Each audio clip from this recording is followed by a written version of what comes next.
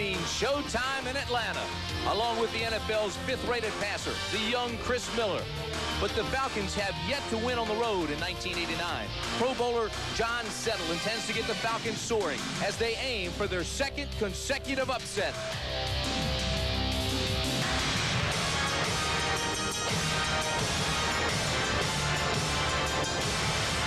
It's the team of the 80s with Montana, Rice, and Roger Craig. They mean success unequaled in this decade, and San Francisco is looking for win number 9. The defense continues to cause havoc. The 49ers, which are off to their second best start ever, may be looking at another trip to the Super Bowl.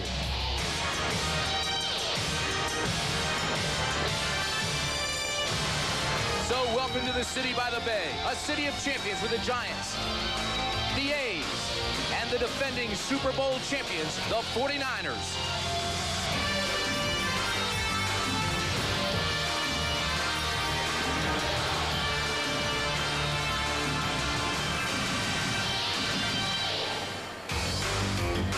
And welcome to a sold-out Candlestick Park on a glorious afternoon by the bay.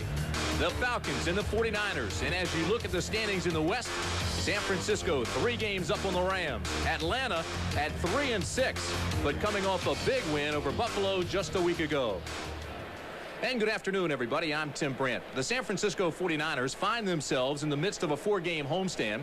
The Niners have won 12 of their last 14 regular season games, and they have been simply spectacular. If you saw them Monday night, they didn't miss a beat. And as we turn to Dan Jiggets, Dan, I was in this seat just a year ago when Atlanta came into town, very similar circumstances, and beat San Francisco because they got turnovers early. Well, Tim, as Marion Campbell told us last night, the one thing the Falcons have to do is get turnovers and keep Joe Montana and that powerful San Francisco offense off the field.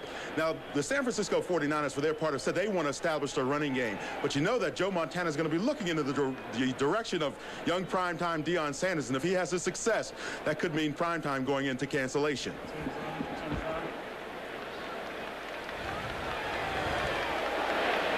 All right, Dan, the Atlanta Falcons come to town, one of the league's youngest teams. The 49ers with one of the league's more experienced clubs, and certainly one of the NFL's best. The standings again, Atlanta 3-6, and what can you say about that? Well, you can say they're coming off one of their biggest wins of the year. As you look at Mike Kofor, who prepares to kick off for San Francisco, Atlanta has won the toss. And the 49ers have not lost to Atlanta in 9 of the last 10 meetings. Of course, we mentioned the one when they did. That was right here just a year ago.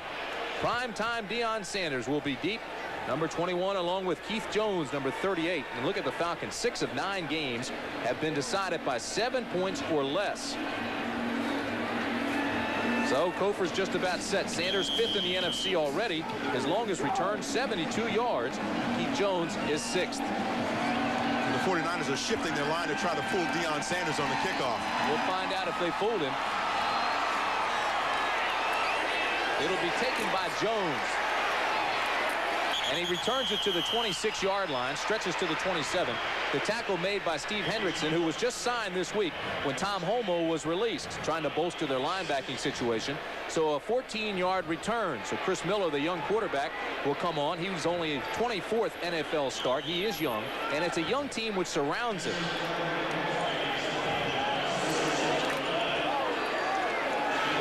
We'll tell you that Michael Haynes, the starting wide receiver, is inactive today. Bone scan this week showed no break, but he does have a sore shoulder. First down, Atlanta. The game just underway. Tim Brandt and Dan Jiggets with you.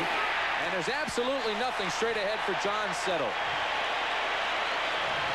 Outstanding defensive play up front by the 49ers. Charles Haley just slipped right in there and made the stop. And that offensive front for the Atlanta Falcons. Ken Ratliff Dukes, Freilich, Hoover, and the tight end is the old 49er, Ron Heller. Jones and Settler in the backfield. We've told you that. Sean Collins, one wide out. Floyd Dixon takes the place of Haynes. Stacey Bailey will be the guy then that comes in when they go to 3 wideouts. Second down and call it 10. 2 tight ends, Beckman and Heller in the game. Settle again, finds some room, this time straight ahead to the 31-yard line. Kevin Fagan, number 75, had a shot inside on the play, but he just simply missed the tackle right at the point of attack. But Michael Walter, playing in his linebacking position, number 99 for the 49ers, you see him coming up in there and letting Mike King get into his chest, but he slips off of there and goes over and makes the stop. Very active linebacker for the 49ers, probably their best tackler on defense. Got some help from Charles Haley down low. Haley grabbed his feet. Walter followed him and took him down. 3rd down and 5, Atlanta. Collins comes to the bottom of the screen. Miller's first pass of the afternoon incomplete. Thrown in the direction of Floyd Dixon. Darrell Pollard was the defensive back in the area. Dixon had no shot at the pass. Timing mix up there between the quarterback and wide receiver, and the wide receiver runs that in pattern and stops and tries to go back out to the outside of the field. That ball's got to be delivered on perfect timing there, because otherwise it's an incomplete pass, such as just happened. Fulhag punting to John Taylor. Taylor often overshadowed by the success of Rice, but he is a threat both as a wide receiver and a return man. Ranked 9th in the NFC. Fulhag gets off a wobbly punt. It's a low, short punt. And Taylor's got room across midfield to the 47-yard line, and the 49ers will have excellent field position on their first offensive series. Albert Shelley made the tackle. A 34-yard punt and a 19-yard return. So Fulhag gets Atlanta in trouble right away. Joe Montana hit 11 passes in a row Monday night. 22 of 31 for 302 yards and 3 touchdowns. Simply spectacular, and although a lot of those were high percentage passes, Montana's on a roll. 1st down, 49ers.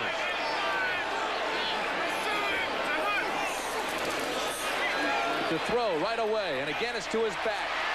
Rathman down to the 38-yard line, knocked out at the 37. Tim, we will see something very interesting here.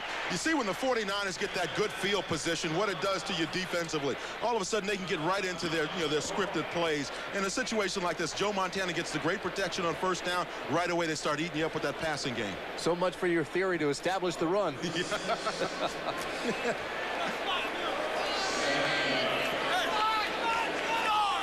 Second down and 1, and that's a situation you don't like to see Joe Montana in. They're going to bring out the chains.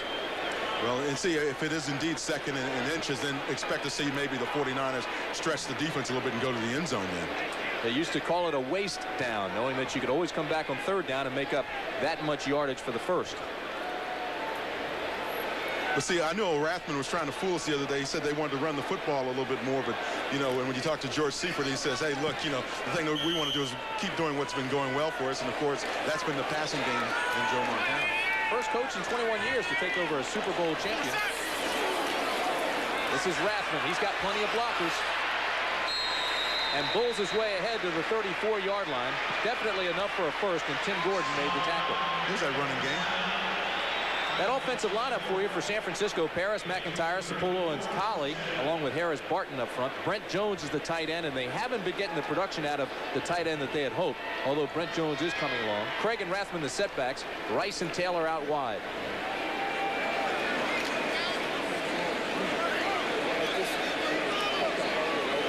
First down, San Francisco. The ball at the 34.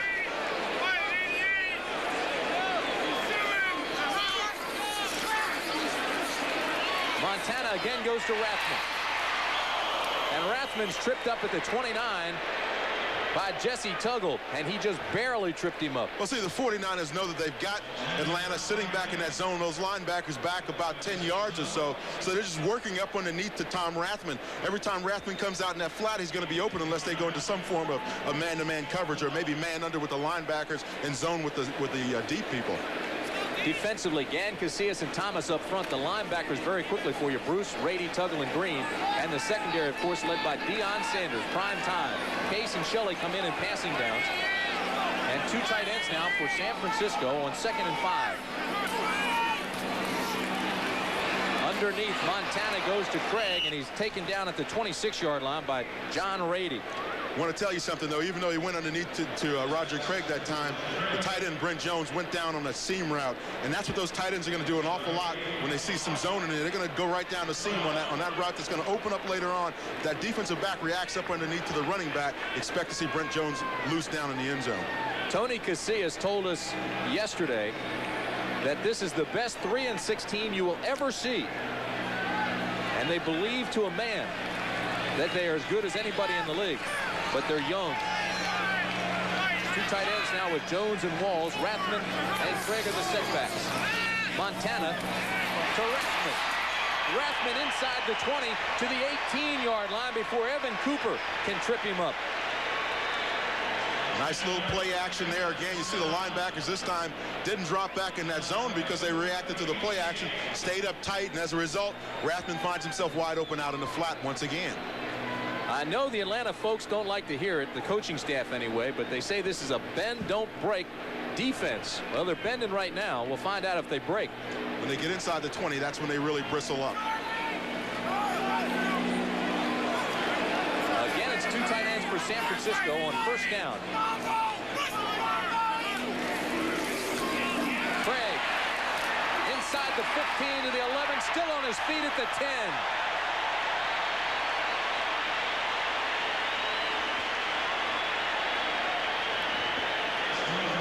We want to welcome those of you who have watched Washington beat Philadelphia in what now has to be termed an upset, 10-3. Washington coming off 2 losses to the Raiders and the Cowboys. Here in Atlanta, it's scoreless first quarter. Tim Brand along with Dan Jiggets, 10:24 remaining in the first period. In the very first series, Atlanta went 3 plays and punt. It was a short punt, and now San Francisco has come roaring down the field, and they're at the 10. Second down and 2, and this is Roger Craig. Gets to the outside, and he's not going to get the first down. Great pursuit by the linebacker, Jesse Tuggle. Nice block on the corner that time by Tom Rathman, blocking the linebacker. Now, remember the previous play, what happened was Andre Bruce came in on a blitz, and they found themselves in the middle of a trap play outside. So this time the 49ers go the other way with a little toss action outside. Rathman gets a block on the corner, but Roger Craig can't simply get it around there. Tuggle is playing with a sore hand. He's got stitches in his hand. Last week when it happened, Scott Case came out of the game and he says, "Hey, coach, I can see the bone." He said, "Which one?" He said, "All of them." They've stitched the hand up and he's playing today. Third down and 2 for San Francisco.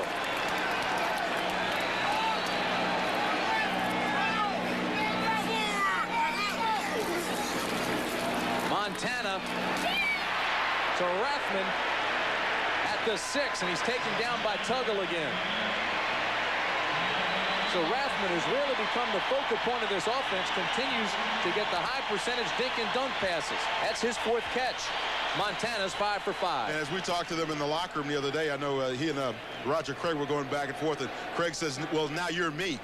That's what I was doing last year, was getting all those short passes and really being featured in the running game, and they seem to complement each other very well. Marion Campbell in his 3rd year at Atlanta, known throughout the NFL as a fine defensive coach. He's up against it here on 1st and goal at the 6. Straight ahead, Craig to the 1-yard line. Tony Casillas made the tackle, but it was like the old Statue of Liberty. It was, and you saw that time Jesse Sapolo, the offensive center for the San Francisco 49ers, is going to come around on a little C block. Now watch, you'll see number 61 come around right in the middle of your screen, and he's going to come around his guard who blocked down, and that allowed the play to open up inside because that center coming around and the guard blocking down opens that play up right in the middle. Jesse Sapolo, the Samoan center, said he doesn't believe that a man was meant to play football with one hand between his legs.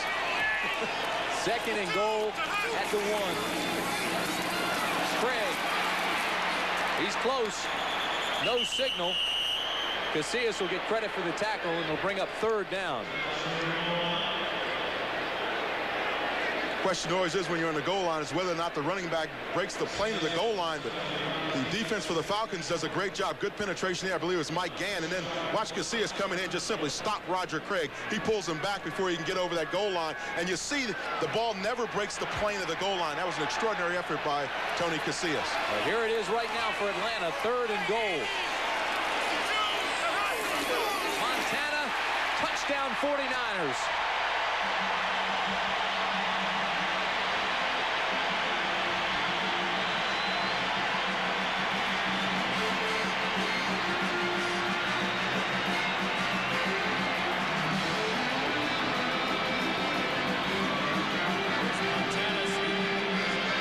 Routine now They scored on the first drive in their last game. They scored in their first drive in this game. I call the offense of the 49ers surgical because you see the way they just kind of dissect you and just go right down the field. Look at Mike Kofer, who's trying to add the 7th point.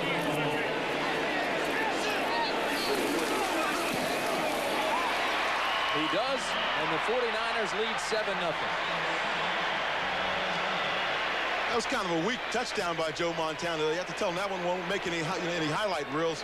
Maybe he wants to go up over the top or something, but he got a lot of help from his offensive center on the play, Jesse Sapula. You see him, number 61. Watch him fire out. Joe Montana just kind of sneaks it on in there. He could have at least jumped, though. Joe, give us a couple of highlights. Ground level shot of just simply a quarterback sneak, goes to the strong side, his right side, and takes it on in. Every time you run a quarterback sneak down on the goal line or in a short yardage situation, you have one specific side that the quarterback knows that he wants to go to. Joe Montana's case with the 49ers, he wants to go over that right side. That's what he feels his strong side is in terms of blocking. Now watch the blocking up front. Those guys get moved on out. Bruce Collier does a nice job of taking his man down and allowing Montana to slip in.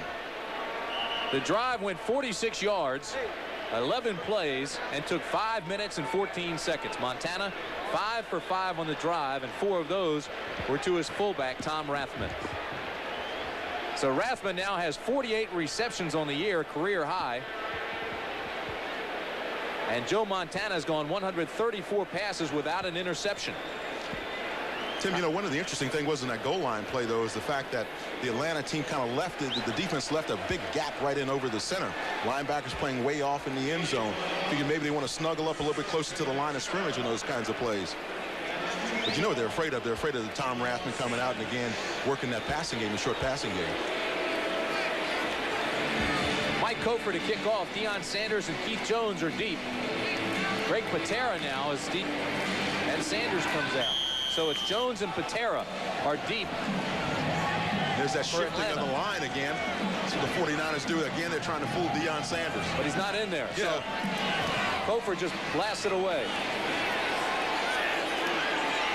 Keith Jones to the 21-yard line.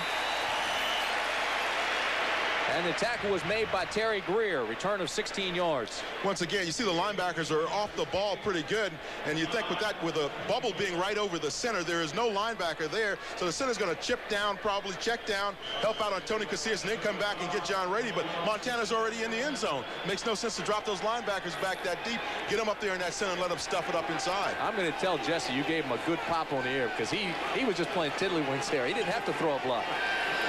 First down for Miller. The 21-yard line. Gene Lang spins and turns his way up to the 23. Pete Kugler, the nose tackle, filling in for Michael Carter, makes the tackle. To compensate for the loss of the injured Michael Carter, the 49ers will use a 4-man line more than normal. Yeah, they'll put Charles Haley down in a down position many times and then use another 2 or 3 linebackers in there just to set it up because they need some more pass rush. That's the one thing that they want to get is a little bit more effective pass rush. They really miss Michael Carter at the nose position. See, Buffalo responded big today after losing to Atlanta last week. It's 2nd down and 8 here at the 23.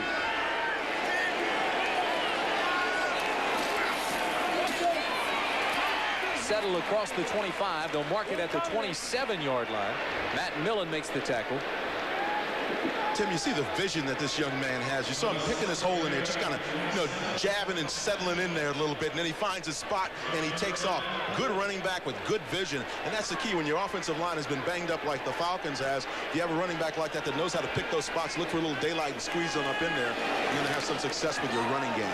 Eric Wright and Johnny Jackson come into the ball game now for San Francisco. They go to 6 defensive backs on 3rd down and 4 for Atlanta.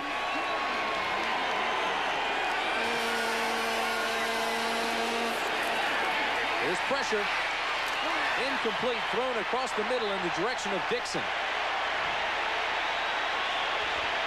It was in the direction of Dixon, but the legend hit him. Ronnie Lott, number 42. Only his 2nd game back from injury. Watch Ronnie Lott here, number 42, coming in on the play. Dixon, you see, is number 86. They run a little pick play down there, Atlanta does. Now watch Ronnie Lott come in. He just wants to let him know he's around. See, when those receivers come across in those crossing patterns, from now on, they know the legend's back, so they got to be careful. The legend, Ronnie Lott, number 42. Now, Fulhage's first punt was only 34 yards, which gave San Francisco great field position.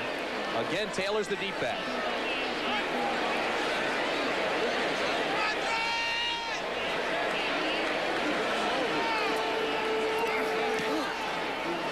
A high tail wagger. Taylor at the 41 this time has run out of bounds, and a flag will be thrown. Ron Heller ran him out. A 36-yard punt, a 2-yard return, and I didn't see where the flag or why the flag was thrown, but I'm sure we'll find out right now. The referee is Jerry Seaman.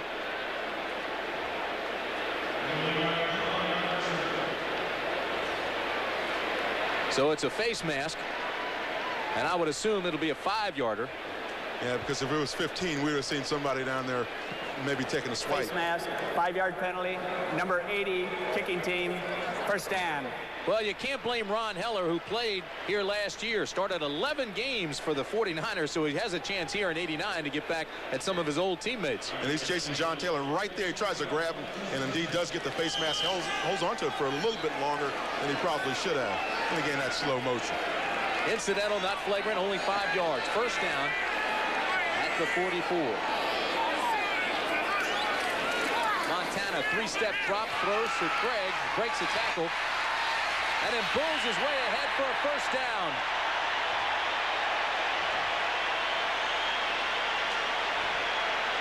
Andre Bruce had an opportunity to make the stop there with only a 5-yard gain. And he told us the other day that he wants to kind of establish himself so that he becomes one of the premier outside linebackers. If you're going to do that in those kinds of situations, you got to make the stop out there. You can't let a Roger Craig slip away from you. If you do, then what happens is you get the first down. Should have been a gain of 5. Instead, he took Dimry all the way back, and it's a gain of 11. First down, 49ers.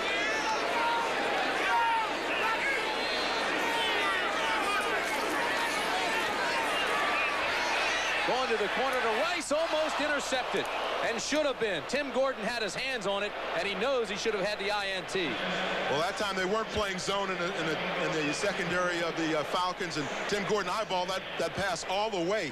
Had him nailed down all the way. Now watch on the right side of your screen, number 41, Tim Gordon's going to follow the receiver all the way. He's eyeballing the quarterback. He knows that ball's coming in his direction, kind of lays in the weeds a little bit, and just allows that ball to come in, and he tries to pick it off. Jerry Rice never really could have had a shot at that ball. Good play by Tim Gordon. You may have seen the smile on Montana's face because he knows he got away with one. He dodged a bullet. Second down and 10.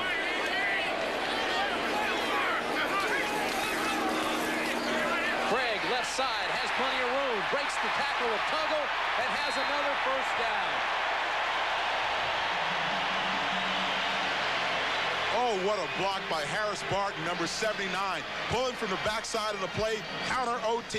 Harris Barton turns the corner, cuts his man down, and allows Roger Craig to get up the field and then turn the corner. Now watch this play here. You're going to see the backside guard and tackle pulling, counter OT, backside guard, backside tackle. Now watch the block right here by Barton. See, he takes that linebacker Rady out. That's all you need to do is just cut him up a little bit, and that allows your running back to get the corner. A gain of 10, first down, San Francisco.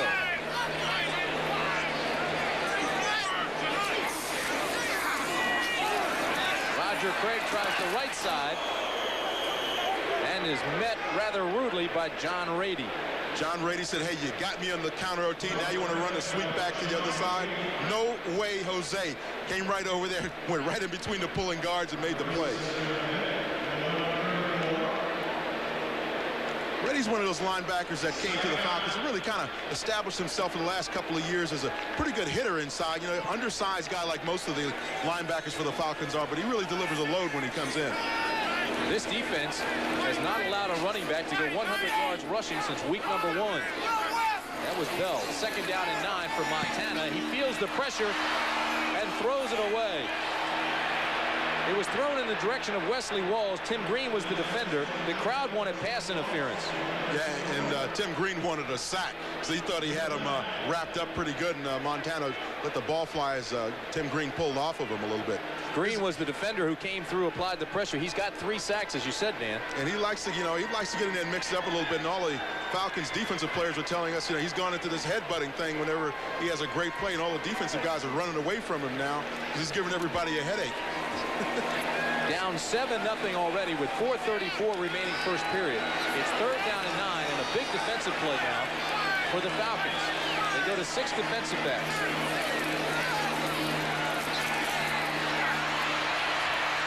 Montana to Rathman.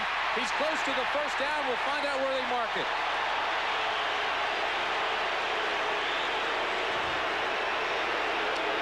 It looked like Tom Rathman's knee hit as he tried to stretch and put the ball across for the first down. Watch, you're going to see Rathman, number 44, come across right in the middle of your screen as Montana gets a little bit of pressure, gets flushed out just a little bit. Now watch him dump it off right here. Now the key, though, is Rathman. Watch his knee go down as he tries to stretch out and reach that ball out over there. Never really got the first down on the play. Crowd doesn't like it, but it's a good call.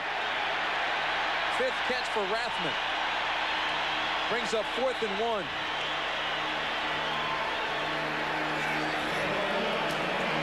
With a 7-0 lead, the 49ers are going for it. 2 tight ends, Jones and Walls. And now they take a timeout.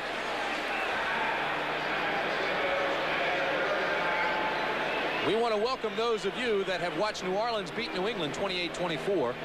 Here at Candlestick Park, we've got 3:35 remaining first period, and it's 7-0 San Francisco. Tim Brand along with Dan Jiggets, and the very first possession, the 49ers went 46 yards, 11 plays. They ate up 5 minutes and 14 seconds of the clock. Joe Montana was 5 for 5 on the opening drive, 4 to Rathman, and he scored the touchdown on a 1-yard sneak. As we mentioned at the top of this game when some of our viewers weren't with us, Tim, is the fact that when you give the 49ers that kind of good field position, they're the kind of team that's very surgical, will go down the field, take full advantage of it, and get in for the scores. You cannot give them good field position. Got to make them work for the scores. Marion Campbell told us turnovers would be very important today. San Francisco faced with a 4th and 1 in their second possession. And on the earliest score, they went with a quarterback sneak with them. They had about a yard or so to get into the end zone, and Joe Montana didn't have anybody over his center, Jesse Sapullo, so just went on that right side. I would not be surprised if they tried something like that once again. Joe Montana now 7 for 9, 48 yards. So he's thrown 138 passes without an interception.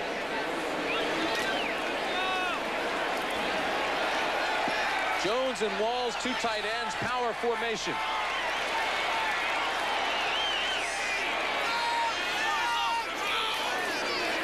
Play action on Montana. He's got the first down. Inside the 20 to the 19-yard line.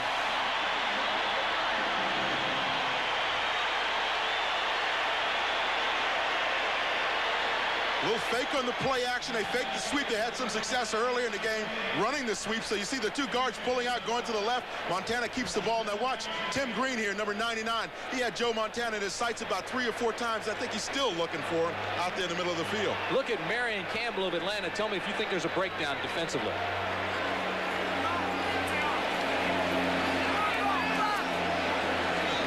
He says they've got to roll with it. Simplify what he said, intended it for television. First down, San Francisco. Rathman to the 12-yard line.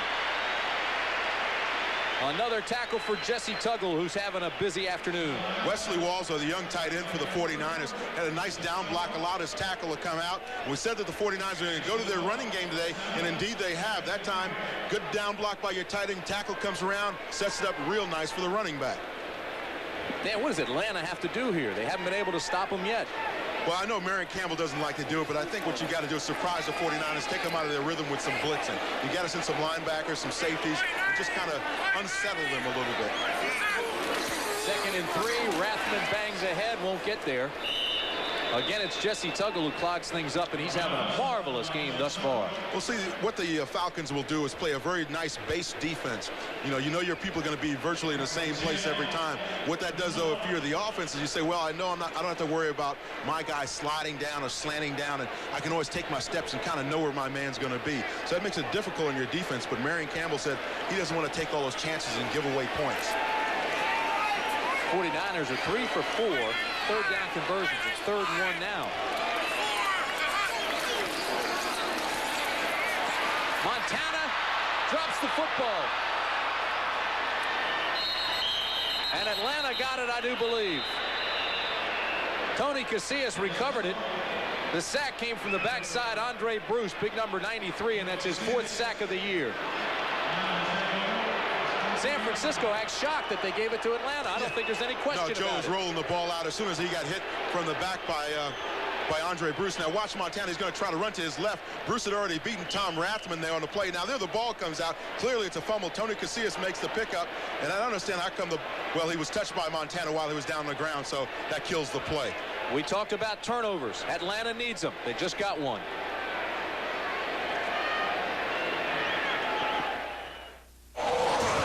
There is a new dimension for those who love to drive.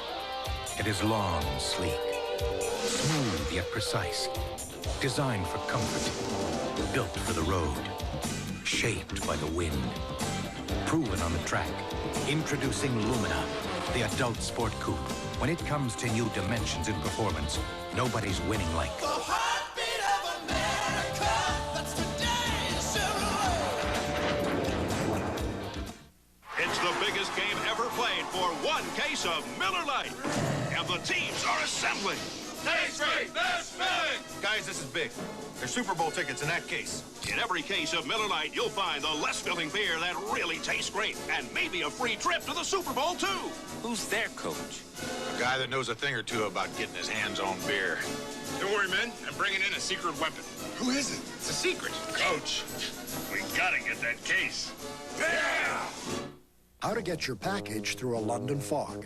Pursuant to the revised Importation Act, we're going to require a 1244B form. A 714B form, section 12151D. Triplicate. No one's more accustomed to overseas customs than Federal Express, which means your package gets there on time, all the time, even through the densest London fog. Procedure, you know. Federal Express. The best way to ship it over here is now the best way to ship it over there. Dan, when we started the game, you talked about how important it was for Atlanta to get some turnovers. You look at this, you see that both teams do quite well in that area. San Francisco with only 10 giveaways, and of course a lot of that goes back to the quarterback, Joe Montana, not throwing interceptions, as does Chris Miller. Chris really doesn't throw any interceptions. And the key for Atlanta, they're +6 in that turnover ratio. Jones and settle the setbacks on first down. Jones in motion. They throw to Jones. He gets about 3, and he's hit hard by Don Griffin, the only defensive back to start every game for San Francisco. Tim Brandt along with Dan Jiggets, Candlestick Park. And it is a gorgeous afternoon in the Bay Area. If you're just joining us, Atlanta started out 3 plays and a punt. It was only a 34-yard punt. San Francisco took it on its first possession, went 46 yards. Montana was 5 for 5, and then he scored on a 1-yard sneak. It's 7-0 with 1:25 remaining first period. Settle with a big hole up the middle, bangs his way out to the 32, and it's a first down for the Falcons. What you're seeing the 49er defense doing, that time Larry Roberts, number 91 for the 49ers, slanted in there tough. They're playing an under defense with 4 down linemen now, as you mentioned earlier, Tim. But what happens when you slant down in tough like that, if you get a little bit of a block on a defensive lineman as he comes across like the offensive line for Atlanta did that time, it clears the way for your running back because suddenly the defensive lineman is no longer on the line of scrimmage. He's down in the backfield on his back. A gain of 14. First down for Atlanta.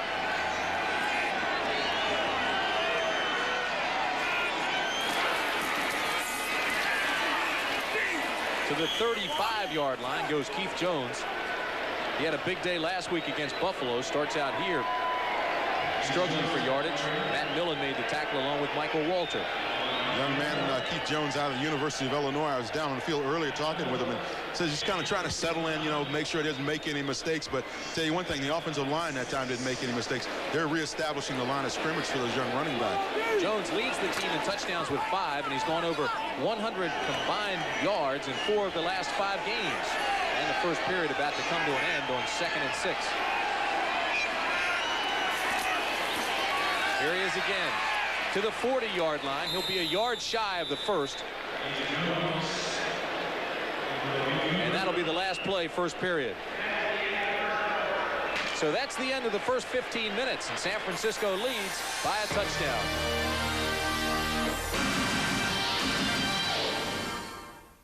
High school is just like a memory because... So I went waiting to see Caroline, right? No. She wasn't there. Every time I went to the prom, the girl was taller than me. I don't want to talk about it. No, I said I'd like to find a dress. And she said, is this for your daughter or for your wife? It's for my wife! You know why we don't talk about women? You only talk about things you know about, right? Levi's 100% cotton Dockers. If you're not wearing Dockers, you're just wearing pants. Dog pile on John! Yeah! We asked Mike Schmidt to help us show you why the new half-ton Chevy work truck is better than Ford. With more two-sided galvanized steel, more standard power, and a new Duragrill that's tougher than Ford. The lawyers told me I couldn't hit a Ford like this. Know why? You know why. Nobody's winning like the heartbeat of America. Today's truck is Chevrolet. The barbecue's on over at McDonald's, y'all. It's McRib time. There's grilled pork swimming in that sassy sauce. A little pickle, a little onion, McRib, chomp. It's like a barbecue in a bun without the bones. So grab yourself some napkins and a big cold Coke. But hurry, cause McRib's only here for a limited time. The good time, great taste of McDonald's McRib, chomp. Tim Brand along with Dan Jiggins at Candlestick Park. We're about to begin the second quarter. San Francisco leads 7-0. Marion Campbell, a Swamp Fox, Atlanta Falcons, the head coach. It's his second tour of duty with the Falcons, and he is a defensive genius. But his defense has been having a little problem controlling that San Francisco 49er offense. Right now his offense is out there. Chris Miller at the controls, trying to get things cranked up. How about Seifert taking over for Walsh? Off to their second best start ever here in San Francisco. 3rd down and 2 for Atlanta. Play action. Miller drops it to his tight end Wilkins, and they've got the first down.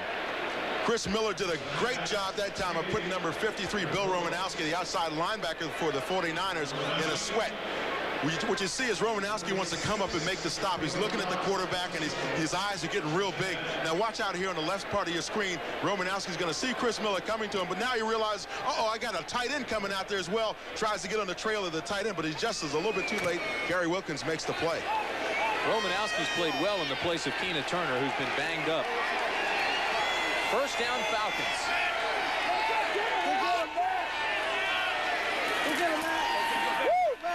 Settle straight ahead, gets a couple. This is the first time they've been in San Francisco territory this afternoon. Right now, let's take you back to New York and Brett Musburger. Tim, you can take your choice. The Giants, learning that the Eagles had lost today, softened up.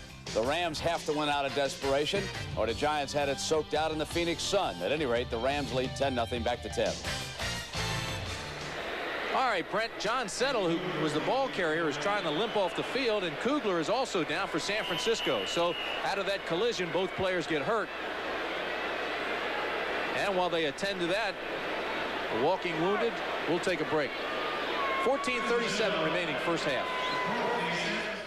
There was a time when Toyota was the last word in sporty import 4x4s. But today, the 90s begin with a new kind of truck, Geo Tracker. Sometimes it's a convertible. Sometimes it's a rugged 4x4. But it's always an adventure. Get to know Geo Tracker only at your Chevrolet Geo dealers. Getting to know you. But be prepared to attract a little attention. Getting to know you. Here's a better twist in oil filters. The Duragard filter from AC. Compared to our old filters, it cuts abrasive engine wear nearly in half. Why look for any other filter? Now, there's twice the reason to go with AC. Precision AC Delco parts. They don't just fit, they match. AC Duragard. Why mess with anything less? For the AC Delco retailer nearest you, just give me a call at 1-800-AC-DELCO. Left, split left.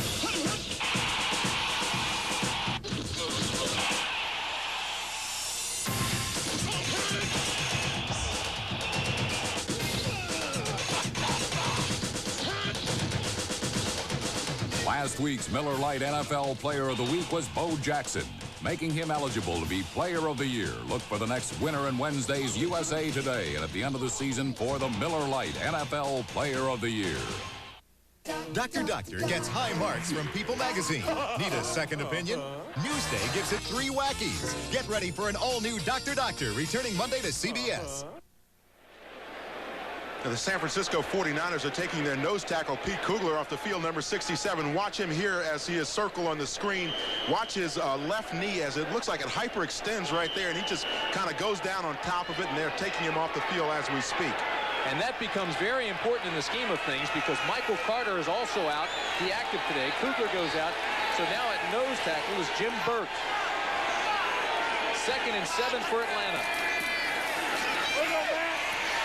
Lang breaks a couple of tackles, carries it down to the 37-yard line, and that's when Michael Walter makes the stop. Nice little move there by Gene Lang. Gives him the matador, gives it to him and then takes it away and then slides out to his left side for additional yardage. On that last play, we showed you Kugler's injury. Settle also went out of the game for Atlanta, and we will have that update for you as soon as it's passed along to us. It appeared that they were working on John Settle's calf, trying to loosen it up a little bit, so let's hope it's nothing serious.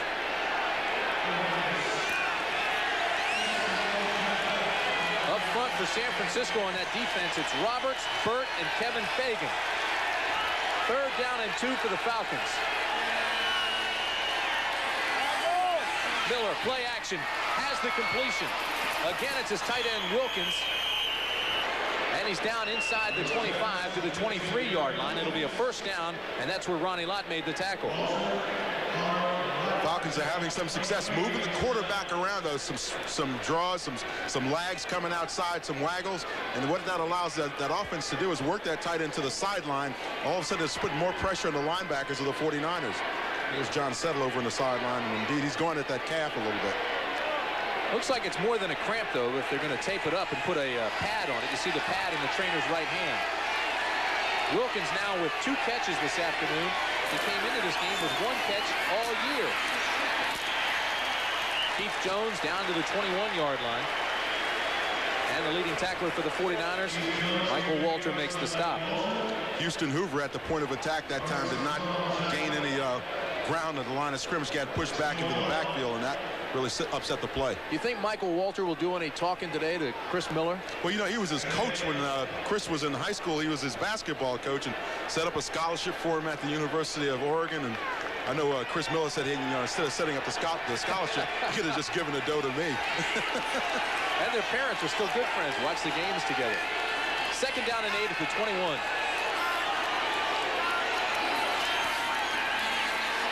Miller, nice pass into the flat. And a flag's thrown for the hit out of bounds by Romanowski. Romanowski doesn't like it. One thing Bill Romanowski will learn as he gets more playing time is to know where you are in the field. And Matt Millen probably was just telling him that you cannot throw a wide receiver to the ground when he's out of bounds. Got to learn when to pull up. Listen to this crowd. Here's the play one more time. Number 53 defense, 1st down. So he's got a lot of yardage, and he's got a shot at looking at that sideline. Just can't do those kinds of things. You got to pull up and play it smart. Don't take the chance on giving away a penalty like that, especially down here when you're in that red zone down inside the 20-yard line. So they move the chains, and it's 1st down Atlanta inside the 10. The Falcons trail by 7 with 11:40 remaining in the 1st half. Wilkins and Heller, 2 tight ends for the Falcons. It's 1st and goal at the 8. Keith Jones, the lone setback. Jones to the 7, not much more. Matt Millen tags him. Falcons trying to send their tight end Wilkins in on a little wham block. You saw him go in motion, and then when he got to that center, he just turned up and went up inside trying to pick off the nose tackle, but he really didn't block anybody that time, and as a result, the play didn't really gain any positive yardage. The weather has changed dramatically here at Candlestick. The sun has gone in, clouds have come and now surround the stadium, and the wind has picked up a little bit. It's getting cooler, although that flag down in the corner looks a little bit limp and lifeless. But the game has changed as well. 2nd and goal at the 8. drills this one incomplete, and Heller should have had a touchdown. There was an article in the paper here in San Francisco this week that wondered why Heller was catching the ball so successfully now, and he came into this game with 19 catches, but had trouble catching it with the 49ers. And Heller responded that he says, we'll see on Sunday. I can catch the football and I can catch it well, but he should have had a touchdown there. Well, sometimes you put more pressure on yourself when you come into a situation like he's coming into, coming back to what was home for him for quite a while. But he's got to catch those passes. That's what you get paid for. 49ers go with 6 defensive backs now on 3rd and goal at the 8.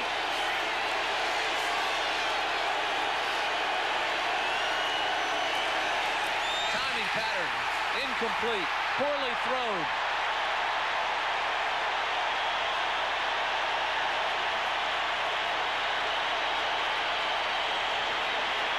Once again, some pressure by Turner and Lott. Sounds like a law firm, doesn't it? Ronnie Lott, the legend, came in with Keena Turner, number 58, put some pressure on Chris Miller. Good blocking, really, by the offensive line of the Falcons to pick everything up. It's a timing thing, though. When you see that blitz coming down the goal line, quarterback's just got to put it up on the go routes or the corner routes, and that's what they did. Unfortunately for Chris Miller, he didn't have enough time to look downfield and get a real clear shot down there. It'll bring up 4th and goal at the 8. And I don't see a kicker come onto the field yet. Atlanta's going to take a timeout and talk about it. So while they do that, we'll take one as well with 10:38 remaining in the first half. Today's small cars are tougher than ever on oil.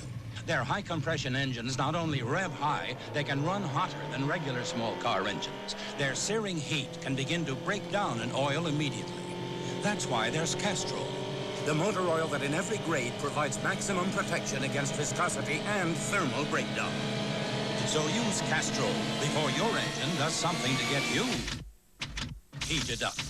Castrol, engineered for today's smaller cars. If you thought you had to give up comfort to get a close shave, Norelco says, think again. Their revolutionary shaving system shaves skin close in a way that's incredibly comfortable. As the hair enters the chamber, the patented lift and cut system lifts each hair and holds it a split second before a blade cuts it, so it's possible to shave skin close without the blades even touching the skin.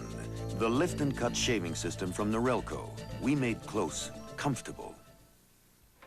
You're gonna like it here. You got a great team behind you. You sure can't complain about the money. You putting that bonus to work? I don't know. Call my Prue Beige broker. Rock solid. Just like this club.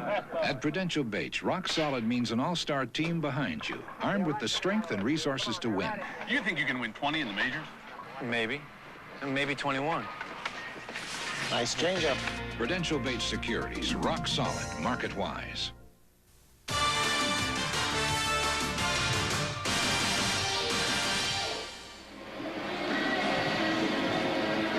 There's the kicker, McFadden, talking to the trainers. And on 4th and goal at the 8, he's not on the field. Meanwhile, during that timeout, Miller went down on his butt, and they started working on him. And that's because Chris Miller's going to try to kick this field goal. Chris Miller is out there to try to attempt this field goal. So they worked on his shoes, cleaned his cleats, and now Miller, the quarterback, with McFadden out, will attempt the field goal from 25 yards. Scott Case is the holder.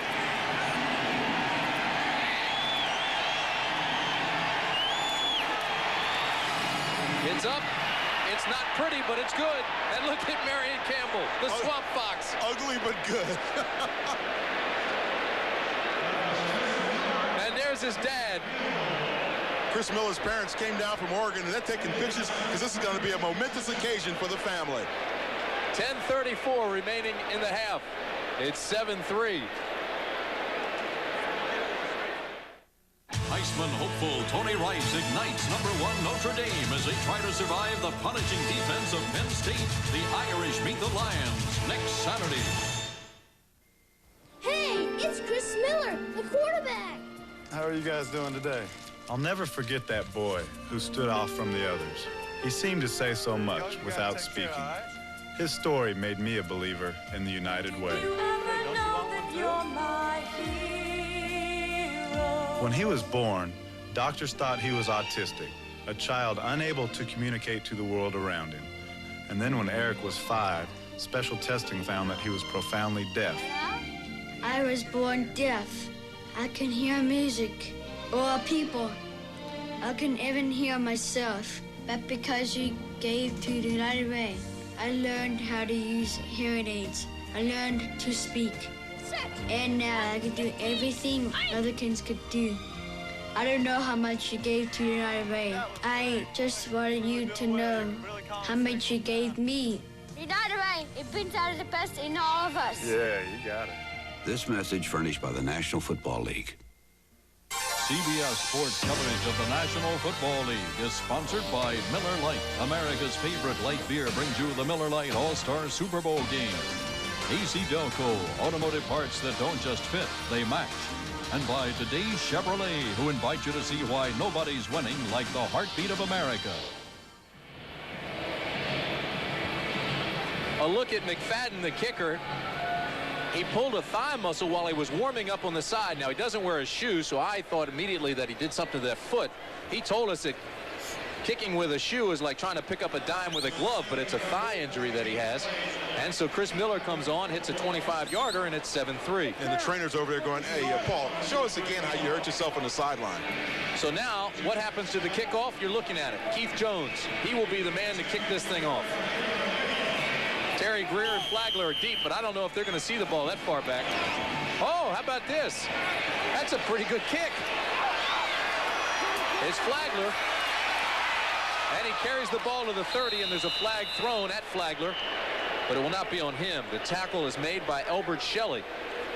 This game's taken some unusual twists early. A 20-yard return, but the penalty will be against San Francisco. Galen Thaxton came down on the kickoff, though, and just leveled Tom Rathman on that play. I mean, he put Tom Rathman on his back. First time I've seen that on the special teams for Rathman. Illegal block during the return. Number 98 receiving team. First down. That's Antonio Goss. Let's check the form of Chris Miller. This is like a bad golf swing. You know, he's a 4 handicap, so he just gets that 9-iron out and just barely squeezes it next to the cup.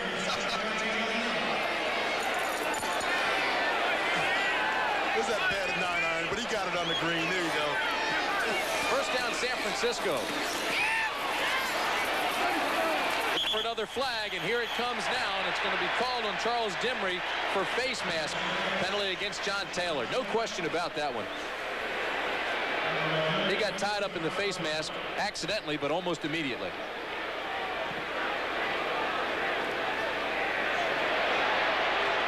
Jerry Siemens doesn't look too excited about making the call, does he? You know what happens a lot of times. That time Taylor runs a little hitch thing, and as a defensive back, you come up, you want to make sure you make the stop. But that time, Dimmer just kind of grabbed him right by the head. That's Taylor. Don't want to make light of the injury to McFadden, but we talked about the style of Miller. How about Jones' style on the kickoff? Well, you know, when I was with the Bears, we had a running back from the University of Illinois named Lonnie Perrin, who kicked for Denver and kicked for us as well. And so it's not unusual for those University of Illinois running backs to kick the football, I guess. Lonnie Perrin also kicked very well for Denver, kicked off for them.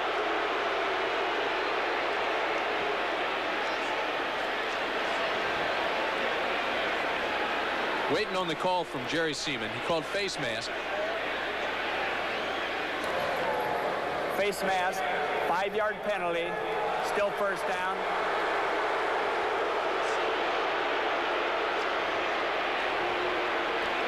So it'll be first down, and they need 1.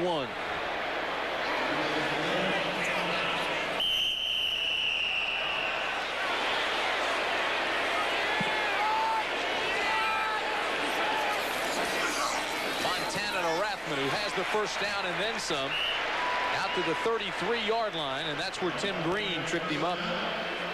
Tim Green did a nice job of closing down on the backside of the play and not allowing Tom Rathman to get into that secondary and start running wild against the Falcons. Green, 6'2", 245-pound, 4-year veteran out of Syracuse. It'll be first down at the 32 for Montana. It's 7-3 San Francisco with 9:40 remaining in the first half. 3-step drop, throw out to Rice, look out. Across midfield, inside the 40 to the 38.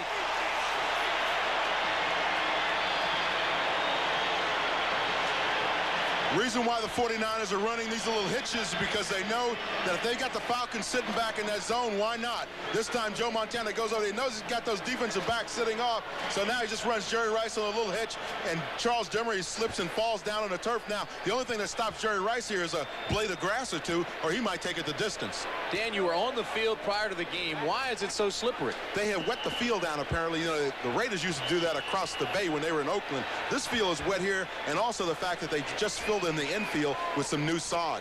Now they're going to review this play and see where he was down and where he actually...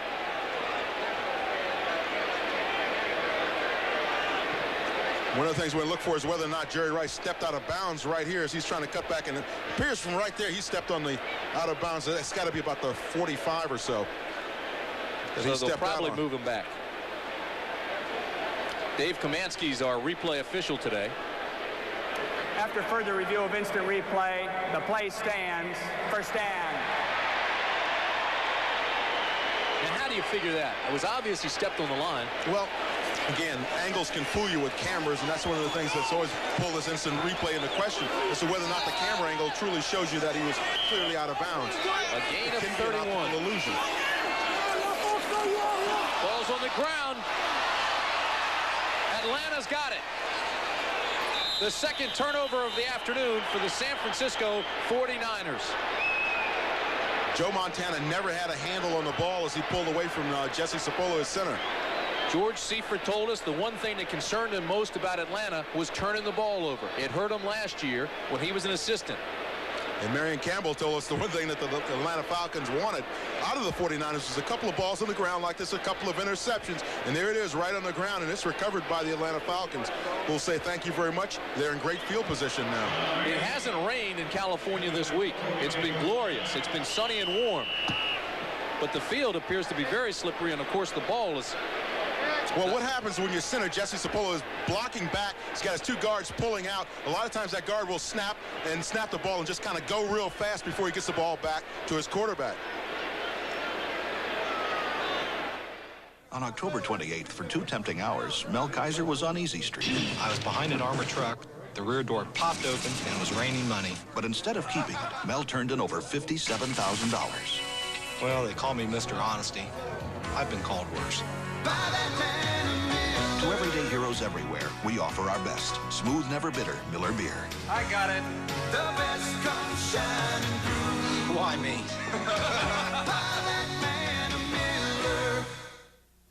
It's 32 degrees, and Jan Trumpeter is learning all about her antifreeze.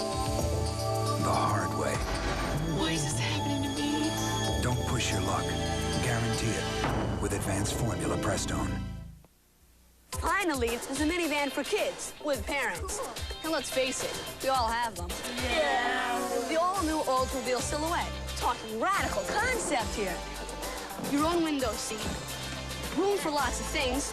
And neat stuff to keep your parents from bugging you on long trips. Besides, Silhouette makes them look cool. Right. Yeah. This is not your father's Oldsmobile. Ready, dudes? And they need all the help they can get. Yeah. This is the new generation of Olds. This NFL game summary is sponsored by Citicorp, because Americans want to succeed, not just survive. San Francisco went 46 yards with its very first possession and scored. Montana was perfect 5 for 5 on that drive, but since then they've had 2 fumbles, killed 2 drives. Miller for Atlanta kicked a 25-yarder because McFadden was hurt. And here is our unusual score, 7-3. Not so unusual the score, but the way it's taken place, Dan. Well, Marion Campbell told us that coming into this game that the Falcons have to get turnovers in order to be successful in this game. That's what they did last year against the 49ers when they were here and they won that game. So certainly that's holding true to form today as well. It's first down and 10. The ball at the 33 for Atlanta. 9:23 remaining first half, and John Settle is back in the ball game after being kicked in the shin. Play action for Miller. Drills it across the middle. It's complete to Sean Collins, the rookie, in San Francisco territory. It'll be marked at the 48. Don Griffin was the defensive back. It's a gain of 19. Sean Collins told us that, that he really wants to stay motivated to play this game. And here he's going to run an in route, kind of working on Don Griffin there, and really pushes Don off, and Don has to settle, gets in that back pedal, and then Sean Collins makes the cut inside. Told us last night, every time he comes across the middle, he'll be looking for Ronnie Lott. Yeah, says he wants to know where the legend is. Sean Collins showed up for our meeting carrying a telephone. Guess that's in case Miller goes after him long distance. First down and 10, the ball at the 48, and they go straight off the left side this time for a couple.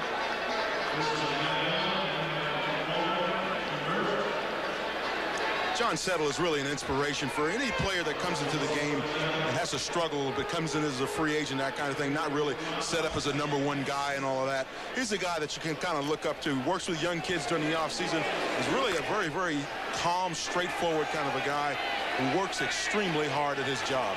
Got his inspiration from his dad. His dad was a minister.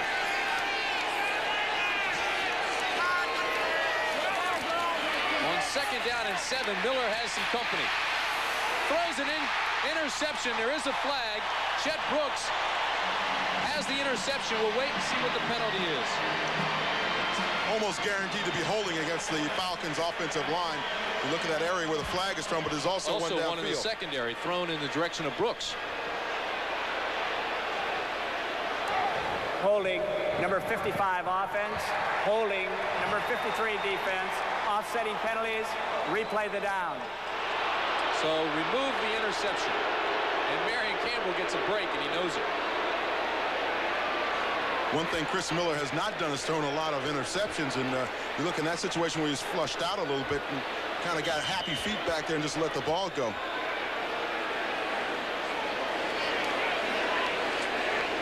Well, Miller came into this game with 127 passes without throwing an interception. But he also has yet to throw a touchdown against the 49ers in 3 starts. It's second down and 7 at the 45. The screen. This is Settle. Great pursuit by Haley and the San Francisco defense.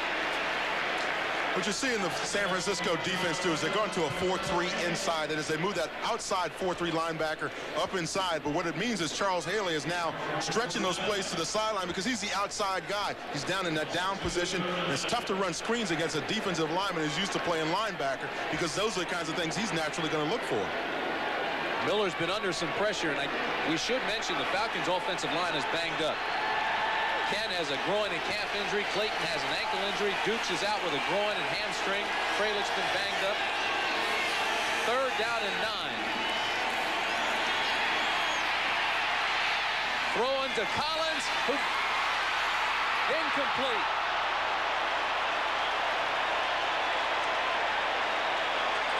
Chet Brooks ripped him off. Chet Brooks and the legend Ronnie Lott, they came over and ripped Sean Collins off. He had the catch, and they took it out of his hands.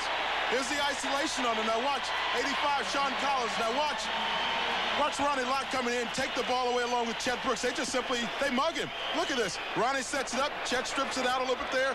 Now they're trying to make the interception. Neither one of them did either, by the way. So Fullhead comes on to punt. And Taylor is deep for the 49ers.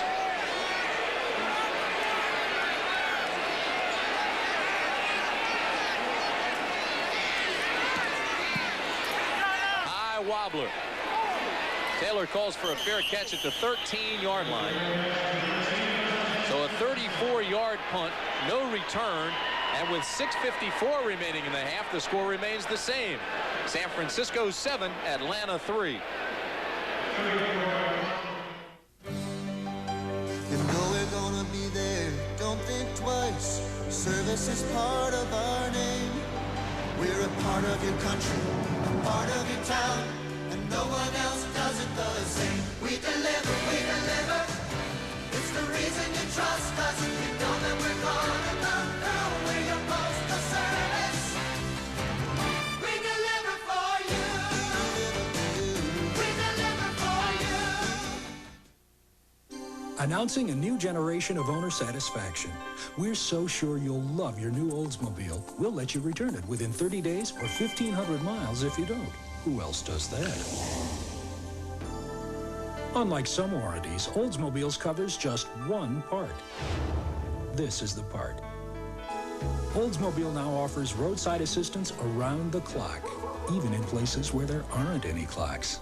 The Oldsmobile Edge, there's nothing else like it.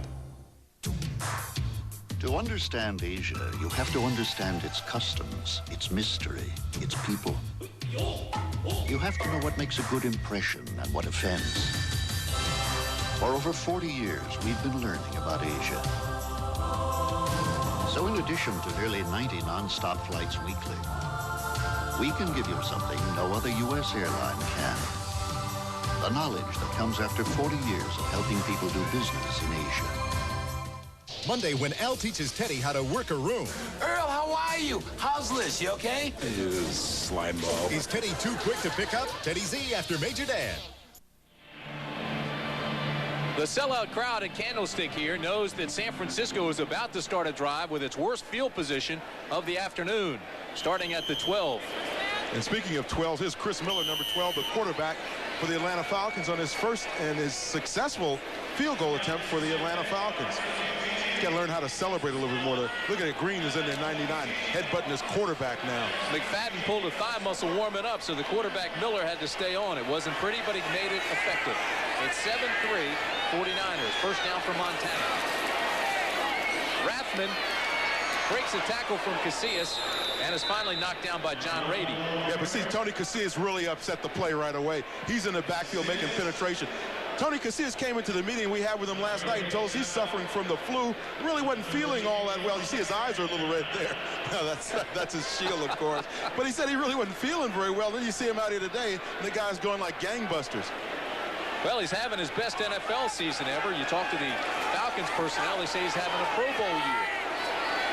Got that perfect body for a nose tackle. Second down and 9.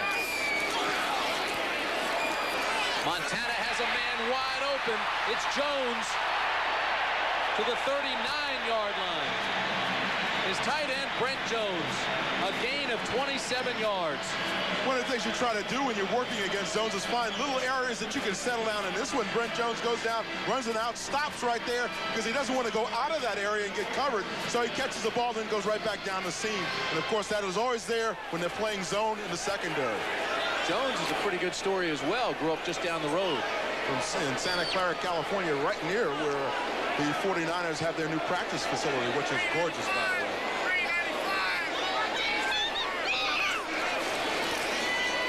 Roger Craig on first down, big hole left side into Atlanta territory at the 44. You saw Roger Craig going, oh, I had it. What happened on the play, though, is the defense for the Atlanta Falcons was slanting over to their left. Now watch the middle of that defense. You see everybody slanting away from the play. Suddenly, here comes the 49ers back with a sweep to the other side, and Roger Craig is set up very nicely, gets some nice blocking at the point of attack. Right guard, right tackle. Tausch and Barton just opened that thing up. Craig took advantage of it. First down at the 45.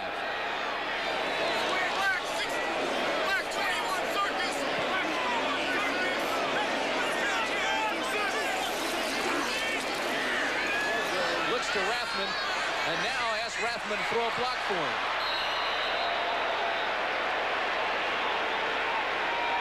Well, he carries a pretty good resume. 33 years old, had a national title at Notre Dame, 3 Super Bowls. He's the all-time San Francisco leader in completions. He just seems to get better as the years go on. And he asked Rathman to throw a block for him, and then Rathman goes, no, you didn't throw me the ball. I'm not going to throw a block for you.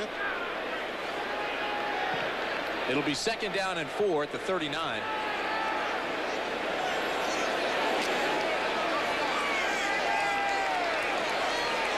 Taylor goes to the top of the screen, Rice to the bottom.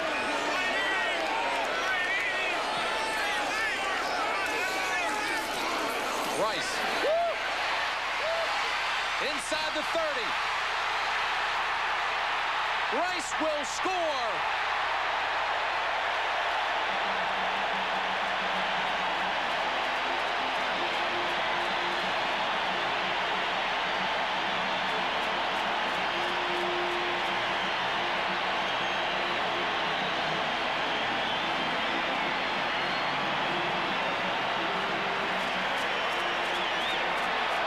Two things. We talked about how slippery the field is.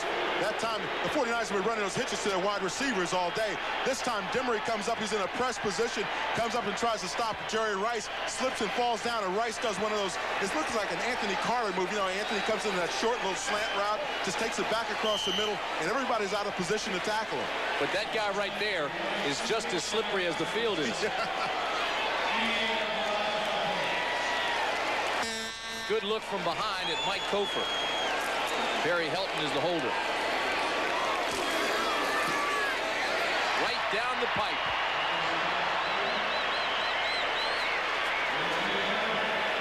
So with 4:34 left in the first half, it's 14-3. Now watch Demery and Gordon, both of them come up and try to get an angle on Jerry Rice, but now he cuts back against the grain. And you see Andre Bruce, he's trying to react back there. He really can't. Deion Sanders gets the face mask there as Jerry Rice goes into the end zone. No face mask, had the top, but couldn't stop him.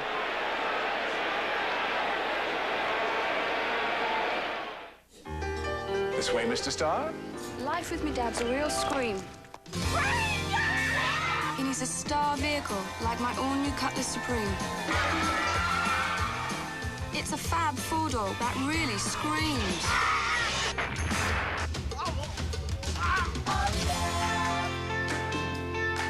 Hello, Daddy. This is not your father's Oldsmobile. This is the new generation of old.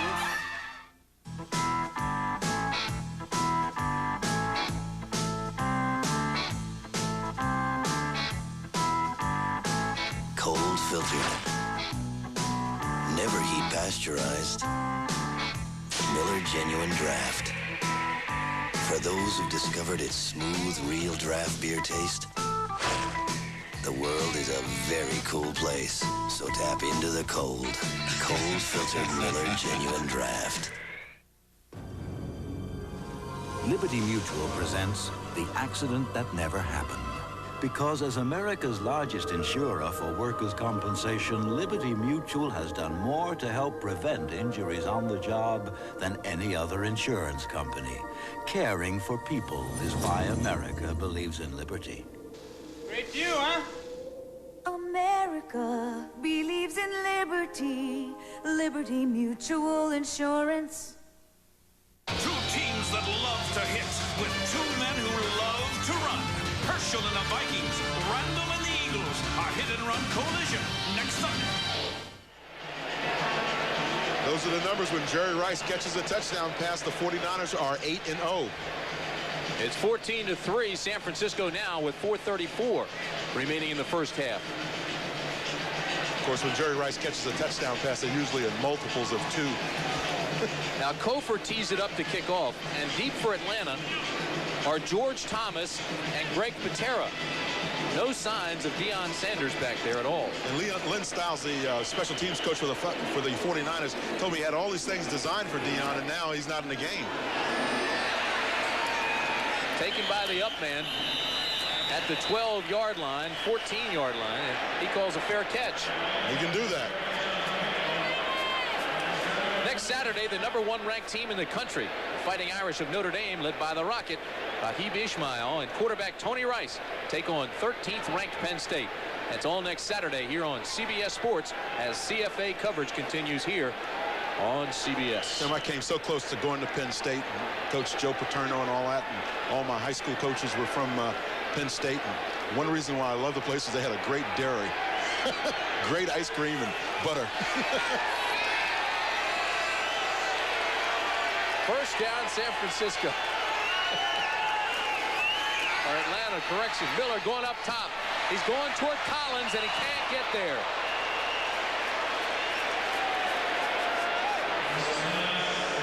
Just overthrown. Griffin and Lott were behind Collins. He had a step.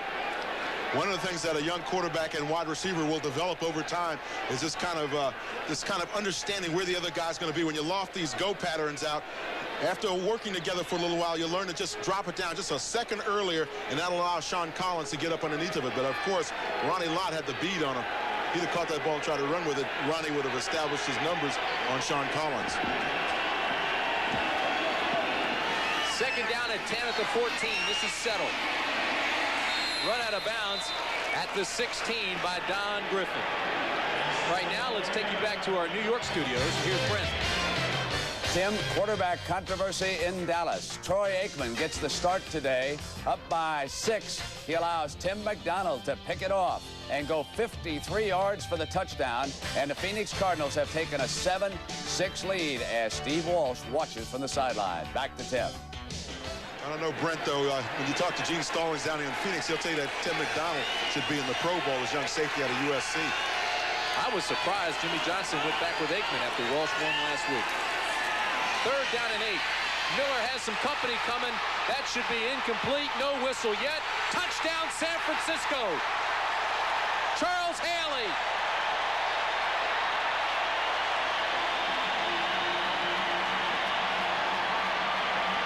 They say he never brought it forward. Had the ball up, preparing to throw the ball, but as he brought his shoulder back, and that's when the ball got popped out by Haley. Haley picks it up, takes it onto the end zone. Thing's like a bar of soap. Wet soap. Montana's fumbled it twice. Now Miller fumbles it, and it results in a big San Francisco touchdown. So Haley takes that ball home with him, and Kofor comes on to kick one away.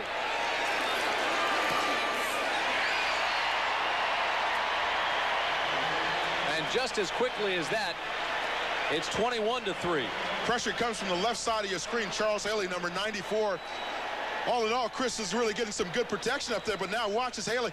Chris tries to throw the ball, just simply pops out of his hand, and Haley's right on top of him, scoops the ball up and rolls into the end zone with it. Houston Hoover tries to make the tackle, but he just kind of throws Haley in the end zone. So officially, it'll go down as a 4-yard touchdown run with a fumble by Haley. When you look at ways that you lose football games and a situation like that arises, if you're Marion Campbell, you start looking around and wondering if you're born under a bad sign or something. Here it is again. Now watch as Chris Miller sets up, the ball just simply slips out of his hands. Avoids one rush there, sets up, and the ball just pops out. This has been a strange game, Dan, as you watch Haley run it in from 4 yards out. San Francisco scored on its very first possession, methodically, 46 yards, 11 plays. Montana 5 for 5. There's Chris Miller's mom and dad. Then McFadden got hurt, and Chris Miller, the quarterback, kicked a 25-yard field goal. It was 7-3. Then the 49ers went 88 yards. Montana hit Rice with a 39-yard touchdown pass, and now look at that grin will tell it. Haley scored from 4 yards, and it's 21-3. So Kofor's now going to kick off, and Deion Sanders is back deep, along with Greg Patera. I guess Marion Campbell felt the last 2 times that as long as Sanders wasn't in there, they weren't kicking to him anyway. Sanders trips, and the ball goes out of bounds. Lynn Styles, the special teams coach of the 49ers, said, well, if we do kick the ball out of bounds, at least that way we know Atlanta's going to start only on the 35. If you put the ball in the hands of Deion Sanders, there's no telling where it's going to end up. Quite possibly could end up, as Deion says, in the paint. And that means in the end zone. What was his line? It was like trying to fix an electrical wire in the dark. Yeah. You have a chance of fixing it, but then it could kill you, too. This is Lynn Styles.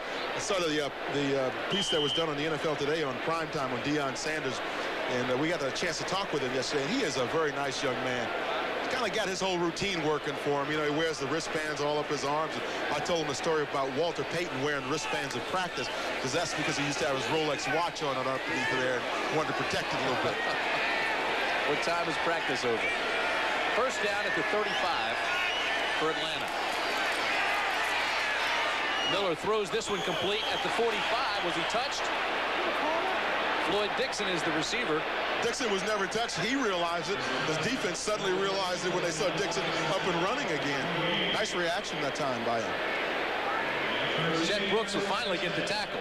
Here's the isolation on Dixon. Now watch, he runs an out route. But the key there is he goes down and he's never tackled, never touched.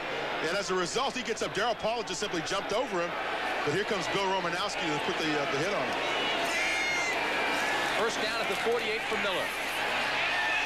Throws underneath the coverage, has the completion, and Jones is taken down at the 49-yard line by Chet Brooks.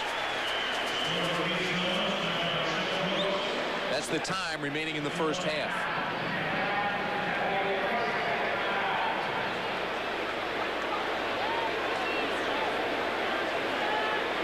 With 3 minutes and 18 seconds remaining in the first half, there's timeout on the field. And so Miller will go over to the sidelines and get his instructions. And this is a critical drive, I would presume, Dan, for Atlanta. When you look at the situations in the game and when you can get back in the game and kind of establish yourself for the second half, the Falcons are able to go down now and get a touchdown or even a field goal. It kind of puts them back in the game and goes in. They go into the locker room at halftime with a good, positive feeling about what they've been able to accomplish in the first half. If, however, you give the ball back to the 49ers with maybe 2 minutes left to go and Joe Montana does his thing down in the 2-minute drill, then you go in a depressed attitude.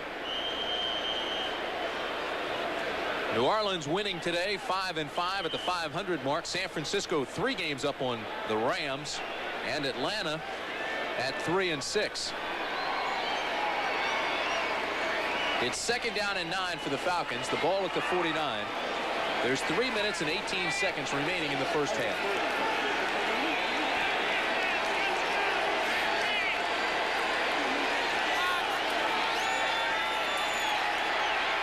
The out pattern is complete.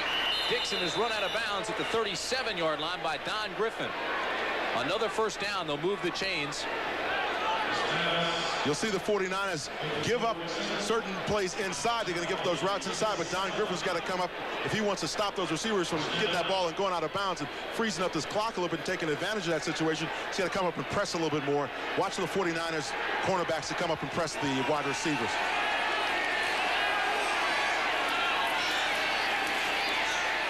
Miller's got pressure.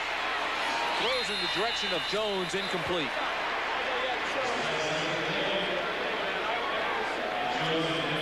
Jamie Dukes, the center, was trying to hurry everybody up to the line that last time. Dukes is playing despite hamstring and groin injuries. Got everybody up there for the hurry up, and they threw incomplete. Miller now 9 of 16 for 82 yards. I like that profile on Jamie Dukes. Him and Houston Hoover and those guys, they look real good. Those are offensive linemen. That's what you're supposed to look like. See? Look at all, you got that little setup in the front, a little pouch there, and a little in the back to keep you down. So when those defensive linemen try to run over you, you just kind of sit down on them a little bit. I guess you call that a low center of gravity. I always did. 2nd down and 10. Incomplete. Jones was looking for the tackler instead of the ball. Keith Jones got hit on the left shoulder pad that time. He turned around just a little bit too late, and that ball just hit him right on the shoulder pad. He was looking downfield. He had taken off. I think he had already had in his mind that he was visualizing the score. Should have caught that football. 3rd down and 10 at the 37.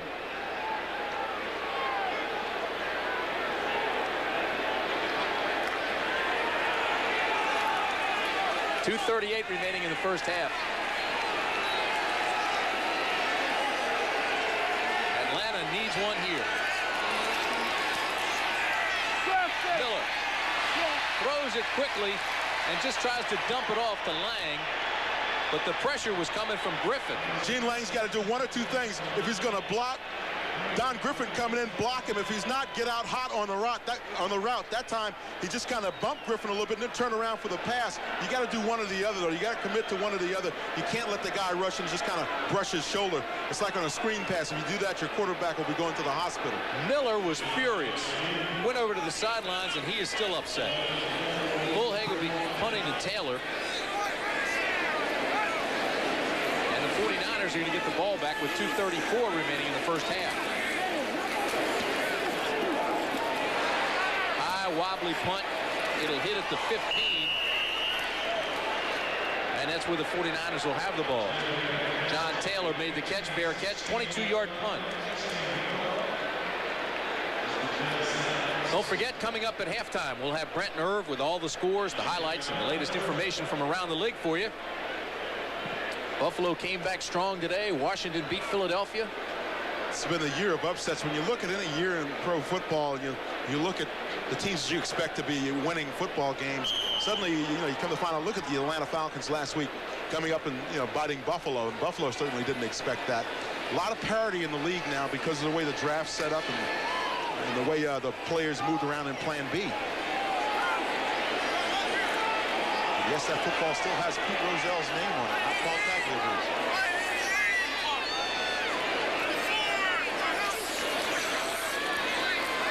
Montana on first down rolls and throws the interception. Jesse Tuggle makes the catch, and if that goes, which it looks like it will, that's a big turnover. It is. Turnover number 3 for the 49ers, and the Falcons will have the ball at the 29-yard line of San Francisco. Montana did a little bit of a roll. Now, I'm sure this play is going to be reviewed by the instant delay. But watch here as Montana rolls out to his left. Now, he's looking for John Taylor, number 82, but Tuggles just kind of plays right in front of him in that little zone there and makes a nice interception. Now, I'm sure the question's going to be, did he trap the ball or did he catch it? Instant delay. Instant delay. George Seifert says, hey, I hope they do delay this game and take a look at that. And indeed, here we go.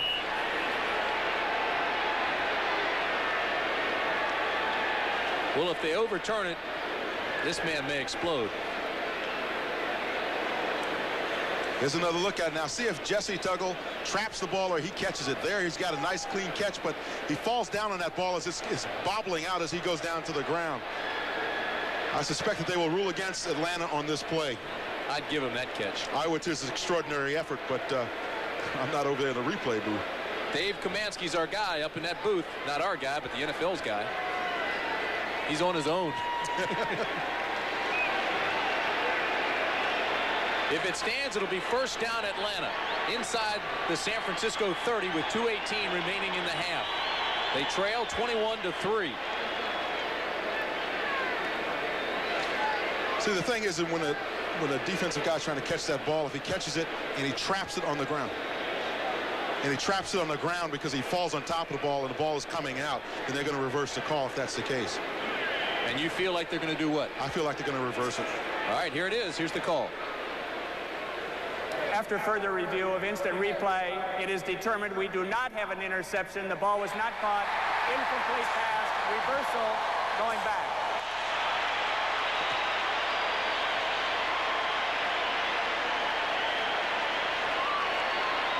Once again, they rule that he trapped the ball. That's simply it. Marion Campbell's not going to agree with that in this decade or the next one.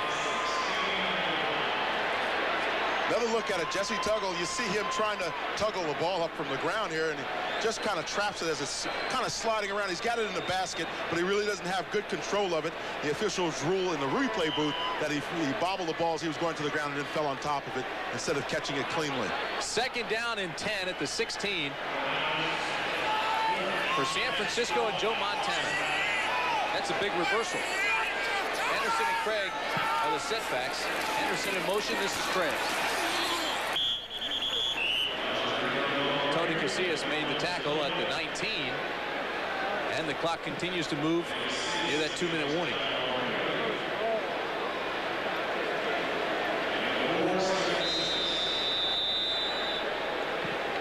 So with 2 minutes remaining first half, the score remains the same. It'll be third down and 7 when we come back.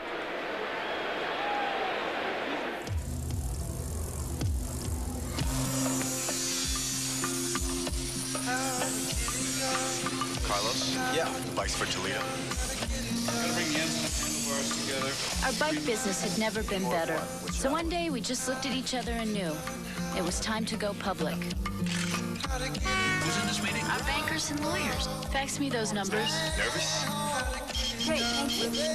I'm very confident we'll continue to increase our market share next year. Je suis d'accord avec vous.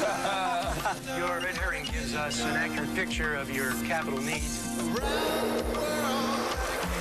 Where it feels right. When are we going to hear? Takes time. All right, my friend. Back to New York, guys. Total pandemonium. There it is.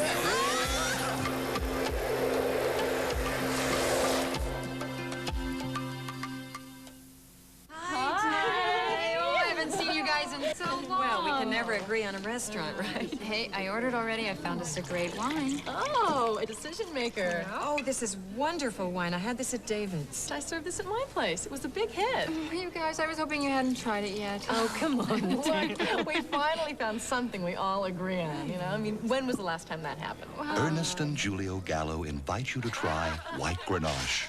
It will change the way you think about Gallo.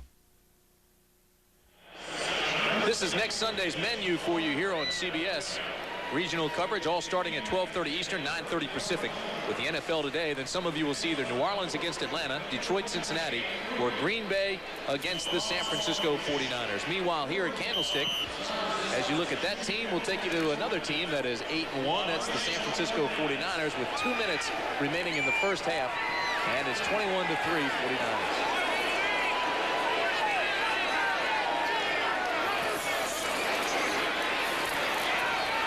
Montana to Henderson. And Henderson's loose inside the 50. Sanders has a beat on him and will knock him out at the 5. Tim, can you believe how fast Deion Sanders can run? Good gracious. He had to run at least 70 yards to make that play, and he closes on Henderson down the far sideline. That's incredible. A gain of 69 yards.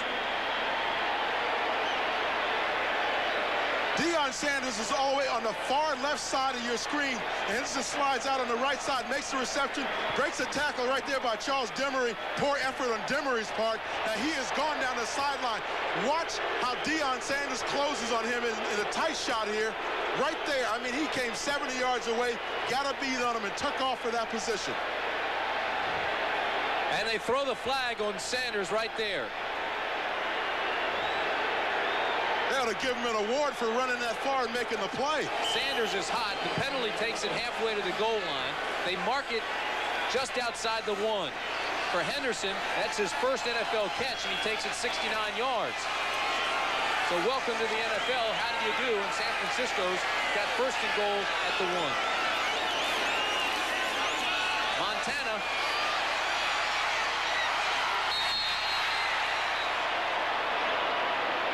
He's not in. I think the officials ruled he stepped on that out of bounds. He stepped out of bounds as he was trying to get his shoulders lined up to get into the end zone. Joe Montana is about as cool, calm, and collected as you can get. And we were talking with Jesse Sapullo, and he's talking about that last drive in the Super Bowl. He said Joe Montana's attitude to approach the game is the same on the last drive, the critical drive, as it was in the opening drive. Never really changes. He can afford to smile here. It's second and goal and 2. Craig slips down at the 2. No gain. Just lost his footing. You see that turf piling up down there. There are a lot of areas where this turf has been replaced, of course, because the San Francisco Giants just recently got through playing a World Series here. In one place is a warning track, which is down by the end zone here. Joe Montana stumbles out as he makes the handoff to Roger Craig. But watch Craig slip and then fall down as he tries to make his cut. Once again, Montana doesn't get out cleanly because Guy McIntyre steps all over his dogs. No wonder he didn't. And Roger Craig slips and falls. Third and goal at the 2, 49ers.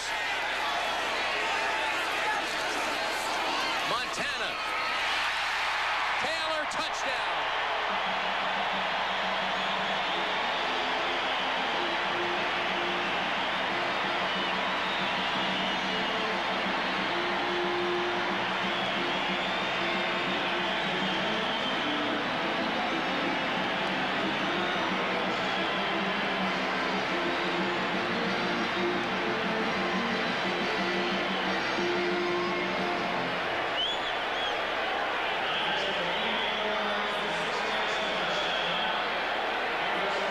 Kofor will try to add another one.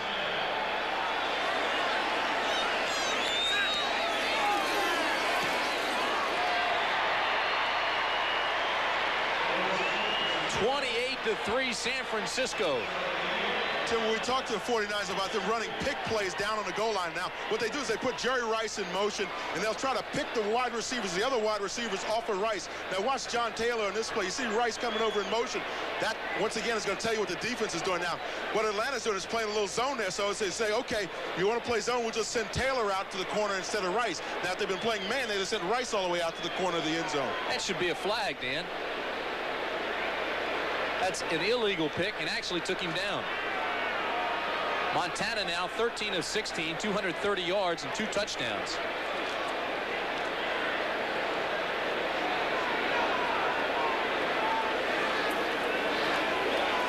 see you wearing a striped tie today. I didn't know you were wearing a striped shirt, too. You going to make some calls up here? Watch this now. Just watch Rice. Watch number 80. All right, watch number 80. Jerry Rice comes in motion now. It's zone, so Jerry says, I'm going to go back inside and let John Taylor come back out. Jerry Rice is allowed to go back. He's a wide receiver. He can go anywhere he wants to in the end zone. The defender's got to get out of his way. I know you're an old linebacker, but even linebackers and defensive backs have to move on the field. Put Robert Moore down. Kofu will kick off to Deion Sanders and Greg Patera. And the odds are he won't see this kick. 53 seconds remain in the half, and I'm sure they won't kick it in the direction of Sanders. At least I don't believe they will. A little squib. Taken by Patera, and Patera breaks 2 tackles and fumbles the football at the 42-yard line. It appeared to be recovered by the Falcons, and that's what the officials are ruling. A 21-yard return. Gary Wilkins, I think, recovered the football for the Falcons. Deion Sanders was kind of laying back, looking for a little lateral action there, thinking maybe he could break it off the tackle. He also started to walk toward the offensive huddle. He didn't want to come off. He wanted to be a receiver.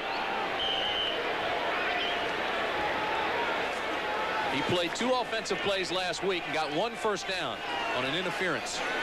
45 seconds remain first half. It's 28-3 49ers.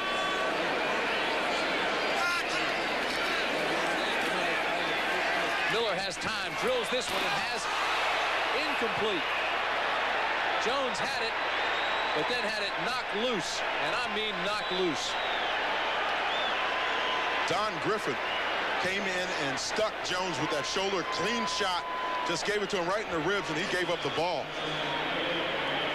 That 49ers secondary is really developing a bad attitude back there now. Again, they're really trying to get after some people. Now, watching the slot, that's Jones. He's coming down, and he's going to be working against Griffin later on as he goes through one zone and is released to the second one. And right there, Don Griffin just unloads on him as he has his head turned away. Miller now 9 for 19. He's had 3 or 4 dropped. And as you look at Griffin, the only defensive back for San Francisco to start every game, and he leveled that guy right there. One of the things we talked to Don Griffin about the other day, though, is how dangerous this sport of football is. And, you know, they were concerned in talking about them missing their safety, Jeff Fuller, who was, of course, injured very seriously earlier this year. And Don knows how dangerous this game is. He sees what it can do to a human being. And certainly we see another player take a shot like that. You play hard, you play tough, but you don't want to injure anybody to the extent where they're going to get maimed or anything like that. And Griffin just plays it tough. Keith Jones, the rookie, only 23 years old, out of Illinois, and he has really had an impact with this Atlanta team. 5 touchdowns. He's gone over 100 combined total yards in 4 of the last 5 games, so he comes out of the lineup now. It'll be 2nd down and 10 from Miller. What you'll see the Falcons probably do is work the inside of the field down inside the hash marks with some slanting routes, some deep slanting routes, because the 49ers are going to try to take away all of those outside routes. Well, Atlanta goes with trips to the top of the screen. 3 receivers. Zone defense by the 49ers. Dixon makes the catch at the 40-yard line. Whistle blows there. The tackle by Johnny Jackson. Clock continues to move at 25 seconds. Gain of 18. Miller gets him up quickly.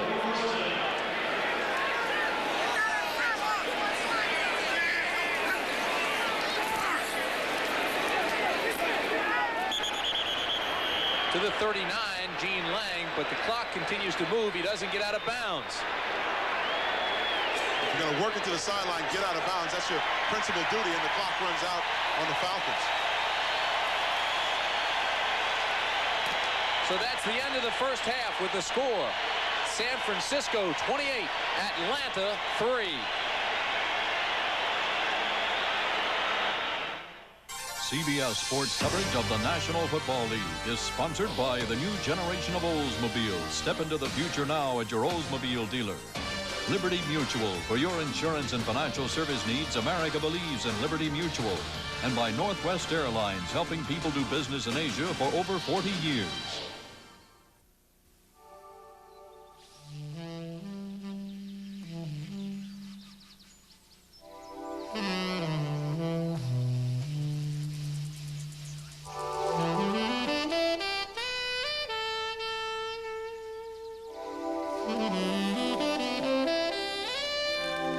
life's full of simple pleasures.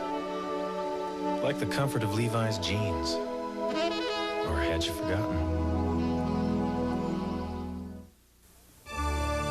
Welcome to First Interstate Bank territory. The biggest bank territory there is. Because only First Interstate can help you with your banking needs in more cities and states than any other bank system. So whether you're in your hometown or traveling out of town, First Interstate Bank is always ready to help you. So come to First Interstate Bank. We go the extra mile for you. It might have been a voodoo curse. So whether you're in your hometown or traveling out of town, First Interstate Bank is always ready to help you. So come to First Interstate Bank. We go the extra mile for you. It might have been a voodoo curse that caused a man to die. No one could find the truth at first until... I ought to try. Can the voodoo spell be broke? The answer's on Murder, She Wrote. Then, he's back. Sam McCloud. Still a maverick in the urban jungle. Once he's got his teeth into a cause, he never lets go. McCloud travels to London, where he encounters old friends and makes powerful new enemies. Now, he's framed for murder. McCloud's in trouble? McCloud's always in trouble. Dennis Weaver, The Return of Sam McCloud, tonight.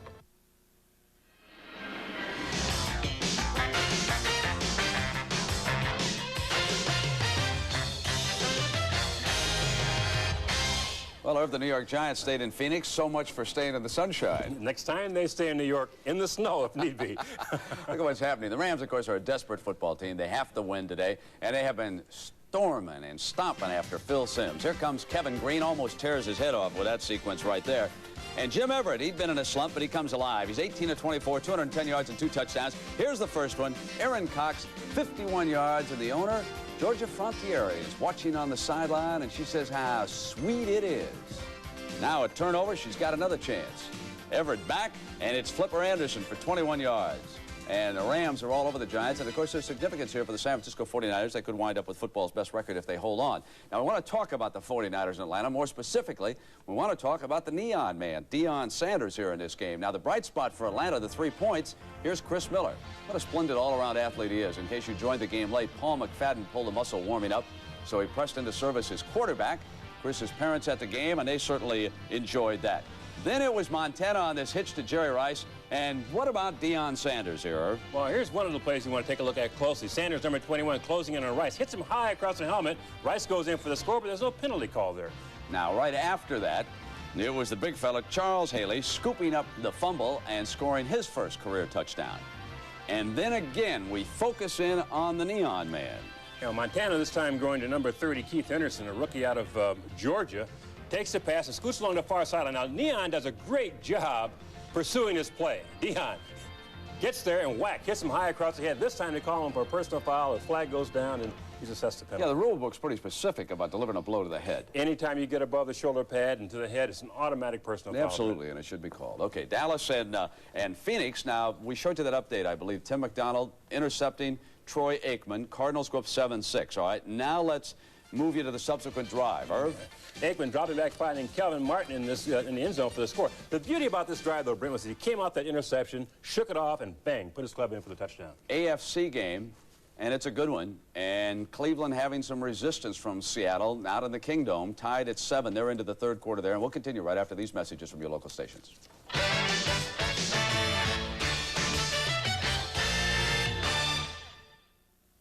It's 10:30 Monday. Do you know where your doctor is? Oh, no. He's a physician who never loses his patience. Justin! That's the theme from Psycho, isn't it? Get ready for a medical practice that makes perfect comedy. I'm fluent in weirdo. With an all-new Dr. Doctor, Monday. McCloud is back, and when he ruffles feathers in London, he becomes the target of an international death squad. You know what to do about McCloud. Dennis Weaver, The Return of Sam McCloud, tonight. This is CBS. What's the smart way to find 2 on the aisle? I've been searching. The Pacific Bell Smart Yellow Pages. So go find it. What's the smart way to get away from it all? I've been searching. The Pacific Bell Smart Yellow Pages. So go find it. What's the smart way to get your kicks? I've been searching. The Pacific Bell Smart Yellow Pages. So go find it. Recently, a large Texas ranch ordered a stock of Henry Weinhardts. What kind of stock is a Henry Weinhardt? Kind of like a Hereford. Used to run Henry Weinhardts out around Saragossa. Unknown to most Texans, Henry's was a beer brewed in Oregon. Longhorns they was. Or was they shorthorns? In the old-fashioned traditional way. Sort of medium-sized horns? You might discover Henry's yourself. Used to drink Henry Weinhardts out around Saragossa. If it's worth the special trip to then Texas. Come in a tall bottle. It's sure worth the trip to the store. Was it a short bottle? Can? Hey, Joe, remember Mr. Willoughby? Willoughby? Yeah, had his car in here all the time. Made a fortune off of him. Willoughby? Yeah, remember when I dropped a couple of grand in Vegas and I said it was no big deal because it was really Willoughby's money anyway? Oh, yeah, Willoughby. Yeah, H. Willoughby. I'm gonna miss that guy. Sorry to hear he's dead. He ain't dead. He bought a Hyundai. Nobody ever got rich fixing Hyundais. Hyundai, we're making more sense than ever. The Stars come out on evening, starting Monday at 7:30.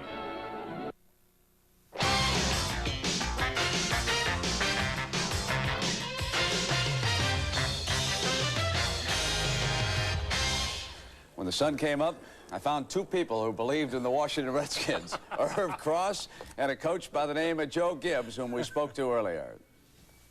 Hopefully, somehow, at some place in here, we're going to turn it around. We've been on the top. We're now on the bottom, more or less, and we got to try and find a way back, and hopefully that's through hard work and being determined and committed. And the Redskins came out fighting. The Eagles were able to cross midfield only 3 times in this game. And Doug Williams didn't play like he did last Sunday night. There's a 4th down catch by Jimmy Johnson. But the key play in the game was probably right here in the 3rd quarter. The Eagles were on the move. Cunningham is flushed, and instead of throwing it away, he tries to force it. Kurt Gavia with a big interception there for the Skins. And Washington wins its biggest game of the year of 10-3. 10-3, a great effort, a great coaching job by Gibbs, but really a revamped offensive line. He came in all beat up and battered, but came out with a great victory. And, you know, finally, the Minnesota Vikings were able to win a game outdoors. They went down to Tampa. 24-10 was the final score. Vinny Testaverde made it close late on this touchdown pass to James Wilder. Well, you know, Bob Schnelker's under fire. He's the offensive coordinator, all right? So what did you do for Jerry Burns today? Well, designed this play. That was good for an early touchdown. And then late, a long scoring drive against Ray Perkins, and Herschel Walker up over the top, and the Minnesota Vikings protect their lead in the NFC Central Division 24-10. Green Bay and Detroit. Don Mikowski put it up 59 times for the Packers, but no magic today because of Walter Stanley. Walter Stanley, a guy who played with the Green Bay Packers for a number of years and was cut by them early this season and picked up by Detroit, picks up this punt and rambles 74 yards down the right sideline for the Lions. And what's your feeling about Rodney Peete these days? Rodney Peete's a very exciting quarterback. He has a complicated offense to run this run and shoot, but he's perfectly suited for it. Rolls off to his left there for the touchdown. Johnson, the main man. Meanwhile, for the Chicago Bears, you know, when the Pittsburgh Steelers lose, they do it in style, don't they? They have been shut out 3 times today. Now, watch this interception. Bubby Brister had thrown 179 passes without an interception when that one was picked off by Stinson, and it set up a Chicago Bear touchdown. We keep talking about Jim Harbaugh, the extra dimension for Chicago.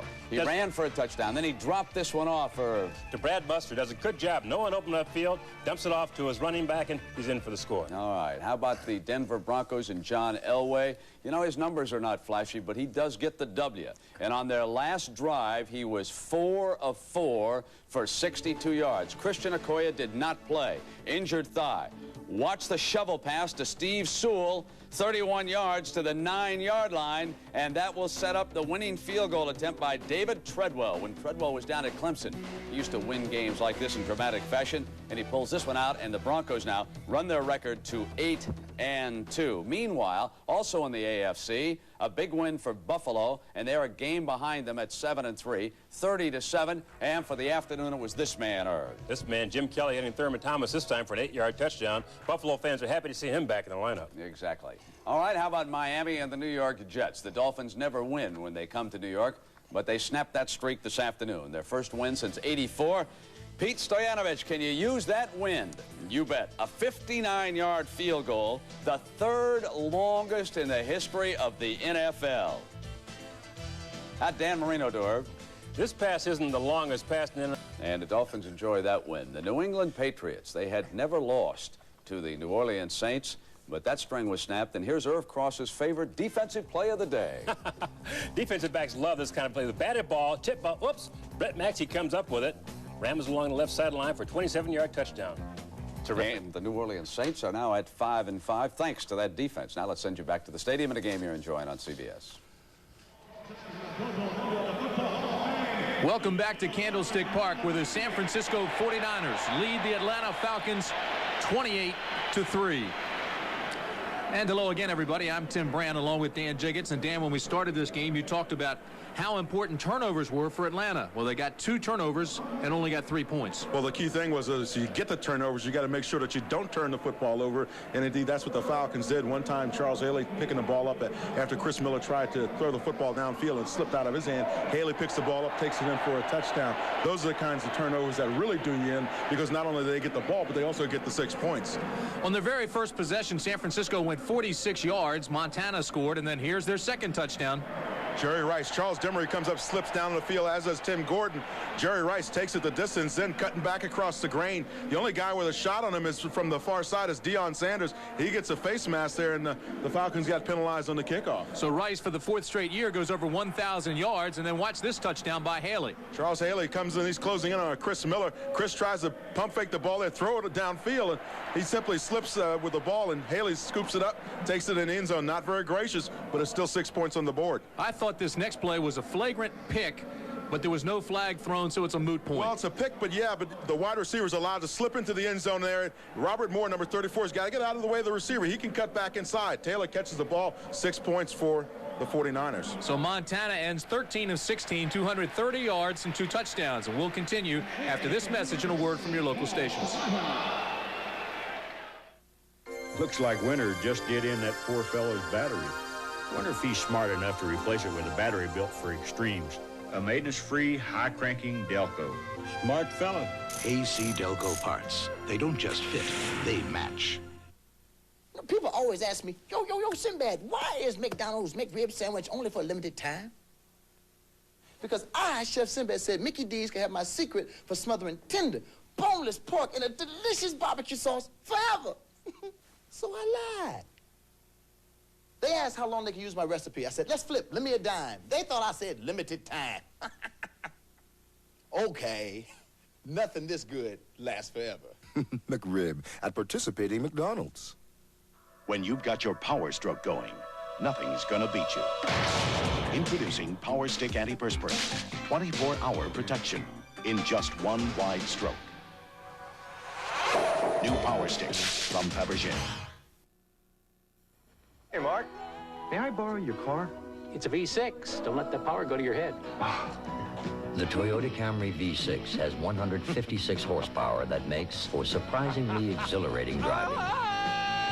But please, try to be mature about it. Woo!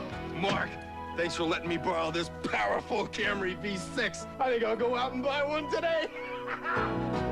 I love what you do for me, Toyota. Hi, we're almond growers. Now is the perfect time of year to have or attend an almond roast. We've put everything you'll need right here in this handy almond roast kit. That's right. This kit is so complete, the almonds are already roasted. Yay! The forks are not included. No. Blue Diamond almonds, roasted and 7 other great tastes. Don't you wish you had some right now? We wish you had some right now. A can a week, that's all we ask. Coverage of the National Football League is sponsored by Sharp Electronics Corporation. From sharp minds comes sharp products. Braun electric shavers. It's through superior design that superior performance can be achieved. And by Chrysler Motors, satisfaction is your right, and we intend to see you get it. A look at dinner as they bring the Crabs into the wharf. Here it's a 28-3 ball game. 49ers on top of Atlanta. And on Old Timers Day, the alumni is not dissatisfied with this performance at all, especially the passing game, Dan. Yeah, Joe Montana again has gotten loose with a couple of nice long passes. One of them to Jerry Rice. Short one to John Taylor for a touchdown. Montana, we mentioned 13 of 16, 230 yards, 2 touchdowns, no interceptions. Miller not having a bad day, but the ball did get away from him that one time. Haley scored. No touchdowns, no interceptions. No good news and no bad news. Average yards on first down for Atlanta, 5.2, which is very good. And San Francisco, 8.9. Of course, that 8.9 is reflective of the fact that the 49ers have been thrown to the backs onto the backfield and working against that zone of the Atlanta Falcons. So Joe Montana prepares for the second half. And as we begin the third period, it's 28-3 49ers. San Francisco 8-1, the defending world champions. They say the defense is just coming together. Obviously, the offense has. 27.3 points a game. That's putting some numbers up on the board. Of course, they're ahead of that pace already today with 28. Tim Brandt and Dan Jiggets with you at Candlestick Park. Look at Chris Miller, the young quarterback, only his 24th NFL start. He's already passed for well over 4,500 yards. Young quarterback is going to become a kicker now. Paul McFadden is not able to come back in the second half and loosen up that thigh muscle that he got hit. We'll try to get an update on McFadden. Did pull a thigh warming up for a field goal. He pulled that thigh, and Miller came in and kicked the 25-yard field goal. This is the remaining schedule for the 49ers, and they say they're just now getting into the tough side. Yeah, when you look at teams like the Giants, Green Bay's been playing pretty well. The Rams, tough division game. Buffalo, and then Chicago on December 24th. Next week is not a good time to catch Green Bay because the Packers struggled today. You hate to get a team after struggling to come back. That's what happened to the Eagles today against Washington. Washington had 2 terrible performances against the Raiders, and the Cowboys came back today against Philadelphia and beat them. Keith Jones will kick off instead of Paul McFadden. McFadden will not be back, and this kick will go out of bounds at the 37-yard line. And that's where it's going to stay, too. 49ers said, thank you very much. Excellent field position for our offense. So if he was a golfer, they'd call that a shank. Last time he kicked it to the 10. First down. This time he kicks it to the 36. So having McFadden out of there has definitely hurt. Takes away your long field goal game, too, as well, because you look at last week's game, McFadden had a 54-yarder and a 50-yarder. He's excellent from that range, and that really gives you an opportunity to get back in ball games with a kicker like that. Just underway, second half at Candlestick Park. Joe Montana on first down, 49ers. Andre Bruce with pressure gets it to Rathman at the 44-yard line. See, Tim, Bruce is going to rush from outside, so that means Jesse Tuggle, the inside linebacker, has to cover that back coming out to the flat. Worked extremely well in the first half for the 49ers, and they've gone right back to the same old home cooking, sending Rathman out in that flat. But he starts up inside, lets Andre Bruce rush from outside, and comes back out where the linebacker isn't. As Bruce came through, Montana almost threw its sidearm around him. That's the 6th catch for Rathman this afternoon, and it'll be second down and call it 2.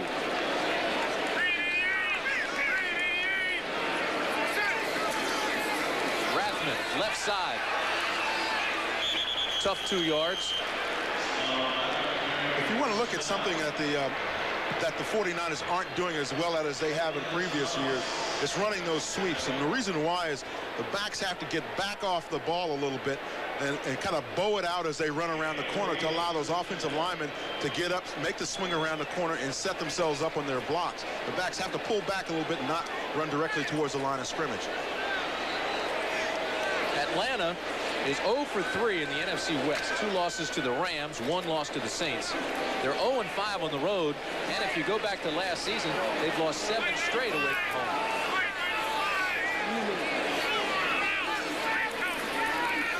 On first down, the completion to Brent Jones down to the 33-yard line, working on the linebacker, John Rady. What happened on that play is the Atlanta linebackers shifted out. They shifted over to their right. And what does Joe Montana do? He comes back to the left, a little slight roll. Now watch the linebackers kind of work themselves over. You see them now, they're going to work themselves over to the right and watch Montana roll back to the other side because he's got him over-adjusted here. Now comes back out to that backside, finds his tight end who's loosened up because that linebacker that would be covering him is now over the center, John Rady. Brent Jones knows he's got, see Andre Bruce is dropping back in his zone. Brent just slides in that little seam, finds a little hole, nestles down in there and makes the catch. Somebody's got to hit the tight end off the line. You cannot let him off cleanly. Roger Craig has a block on the corner, gets outside. The first down inside the 15-yard line. Finally stopped by Evan Cooper. Tim, we had just talked about how you run that sweep, and that was a sweep for the 49ers, gain of 21 yards on the play, but Roger Craig allowed his linemen to set their blocks up a little bit, get back off of that ball a little bit. Now watch on the left-hand side of your screen, and watch the two guards pulling out. That's Bruce Colley and Harris Barton, it's a counter OT. That allows those linemen to get up there and turn their shoulders upfield. Now Roger Craig slips out the backside. You don't have to follow him directly. Just go to daylight and head upfield. That offensive line wants to be taken out to dinner. Every time he goes over 100 yards, Craig picks up the tab for the offensive line. First down, going to the corner. Rice, touchdown.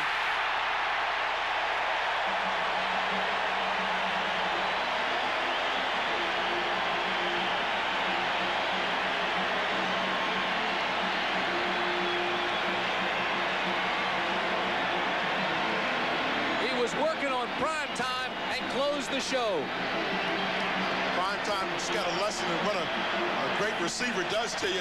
That time Jerry just simply took it out to the corner. And the key thing though is Joe Montana put the ball down in the right place, over in the corner between the receiver and out of bounds. Perfect laying into the ball. Great reception by Jerry Rice. Good coverage really by Deion Sanders. It was not bad coverage. Well, if you were wondering how good the 49ers are, this is a pretty good exclamation point. 35-3. Here's the play again. Jerry Rice on a little fade pattern there. Joe Montana just lost this thing and feathers it in. You see that?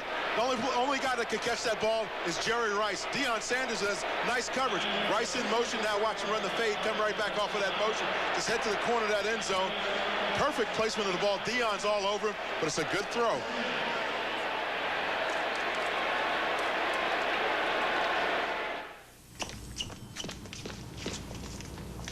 GM is bigger, Ford is richer, but neither of them beats Chrysler when it comes to satisfying the customer. Who says so? You do. For 3 years in a row, Chrysler has the highest customer satisfaction of any American car company. Not GM, not Ford, Chrysler, both for our cars and our dealers. Hey, we wouldn't mind being bigger, and richer wouldn't be bad either. But meanwhile, I guess we'll just have to settle for being better.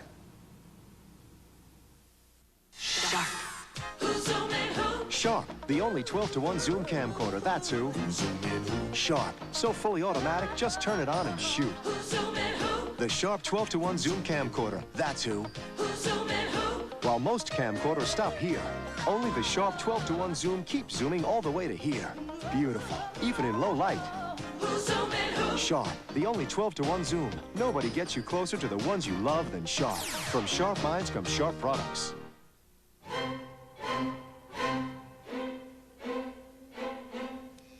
Some people see shaving as something you do for 3 minutes a day.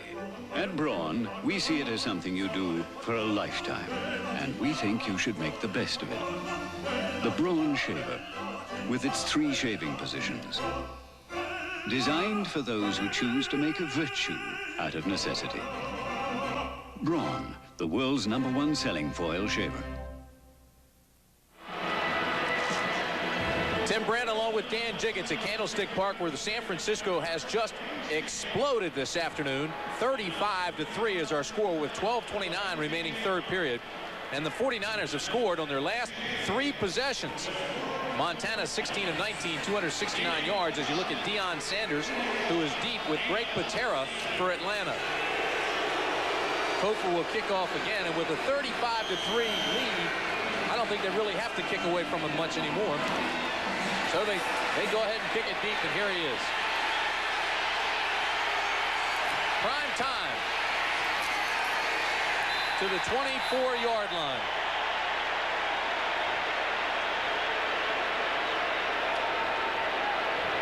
A 19-yard return.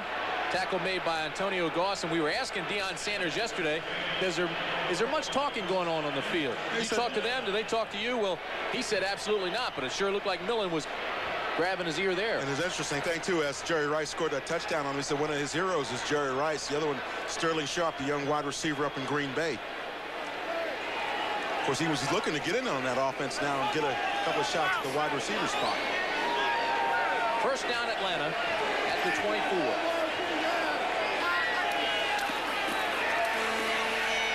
Chris Miller throws underneath, has the completion to the 36-yard line. Ron Heller, but there is a flag.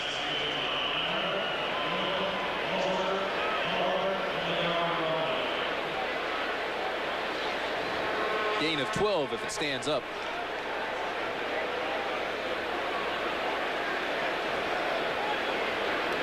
Illegal contact, number 99 defense, penalty decline, first down. Michael Walter, the leading tackler, is called for the penalty. Contact occurred more than 5 yards down the field. That's generally when they call it. Jam that receiver more than 5 yards down the field. You get one shot on him. I'll bet Detroit beating Green Bay today. And Green Bay last week beating Chicago, so it just shows to show you that nothing is settled in this young season. It's still young even at 10 games. Buffalo whoops up on Indianapolis after Buffalo lost to these Atlanta players last week. First down, Miller has the completion, and Griffin just tags him. Floyd Dixon had his back to the defender, and he was just nailed. I think the Atlanta receivers are going to get the message that Don Griffin does not want anybody receiving the football in his area of the field. Watch him here as Dixon runs a stop route right on the 40-yard line. Watch Griffin come in and just unload. Shoulder again, not the head, the shoulder, just delivered it in to Floyd Dixon's back. Here's another look at it. Watch the head of Dixon snap as the blow is delivered there. That's good, clean hitting by the secondary. Did not put that helmet in there. Put the shoulder in. The bad news is Atlanta center Jamie Dukes is down, and they're working on him. Jamie Dukes came into the ball game with a hamstring injury. He also had a groin injury. They didn't know if he'd play. He's down now. We'll be back. Pure, genuine, never heat pasteurized. A beer that's made unlike any other. Cold filtered to give you the rich, smooth taste of real draft beer. That's the mark of a great beer. So tap into the cold filtered Miller Genuine Draft. This Jeep Cherokee has the advantage of an exclusive four-wheel ABS braking system for secure, controlled stops. Hop in. Thanks. But because Cherokee's a Jeep, You gotta be kidding. its advantages don't stop there.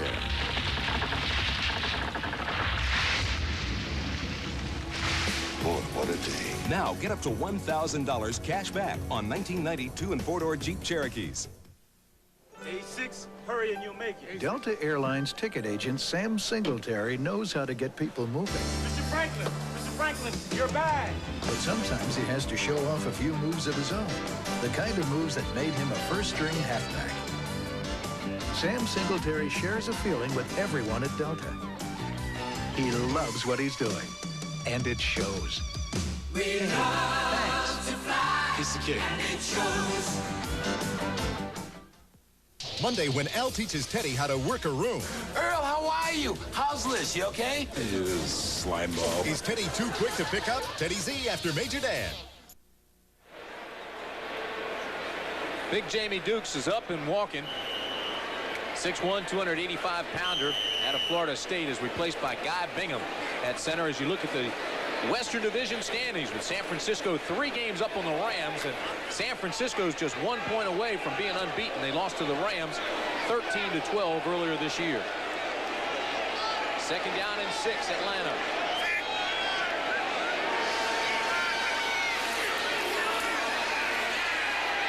Good protection. Heller has the catch at the 45-yard line. And Romanowski makes the tackle. Yeah, Romanowski and Heller were playing a game of cat and mouse there.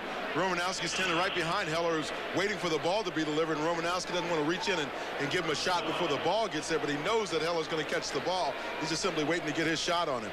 Expectations were so high for Atlanta coming into this game, and even the San Francisco 49ers, who lost to the Falcons last year, were saying when they come in, they play this game like it's their Super Bowl. And this is a very young Atlanta team.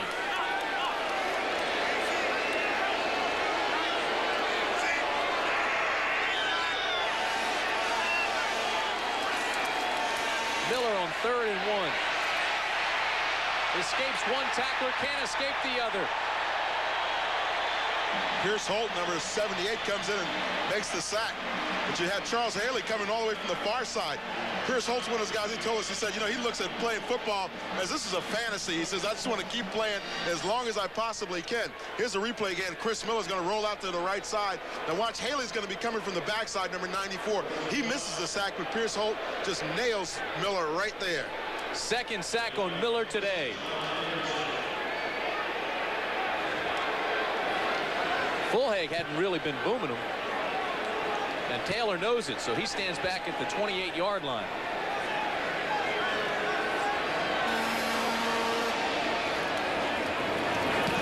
Oh, this is a good punt, though. This will take Taylor all the way back to the 14. Breaks a tackle. If he didn't step out, he's gone, but they're going to mark it at the 50-yard line.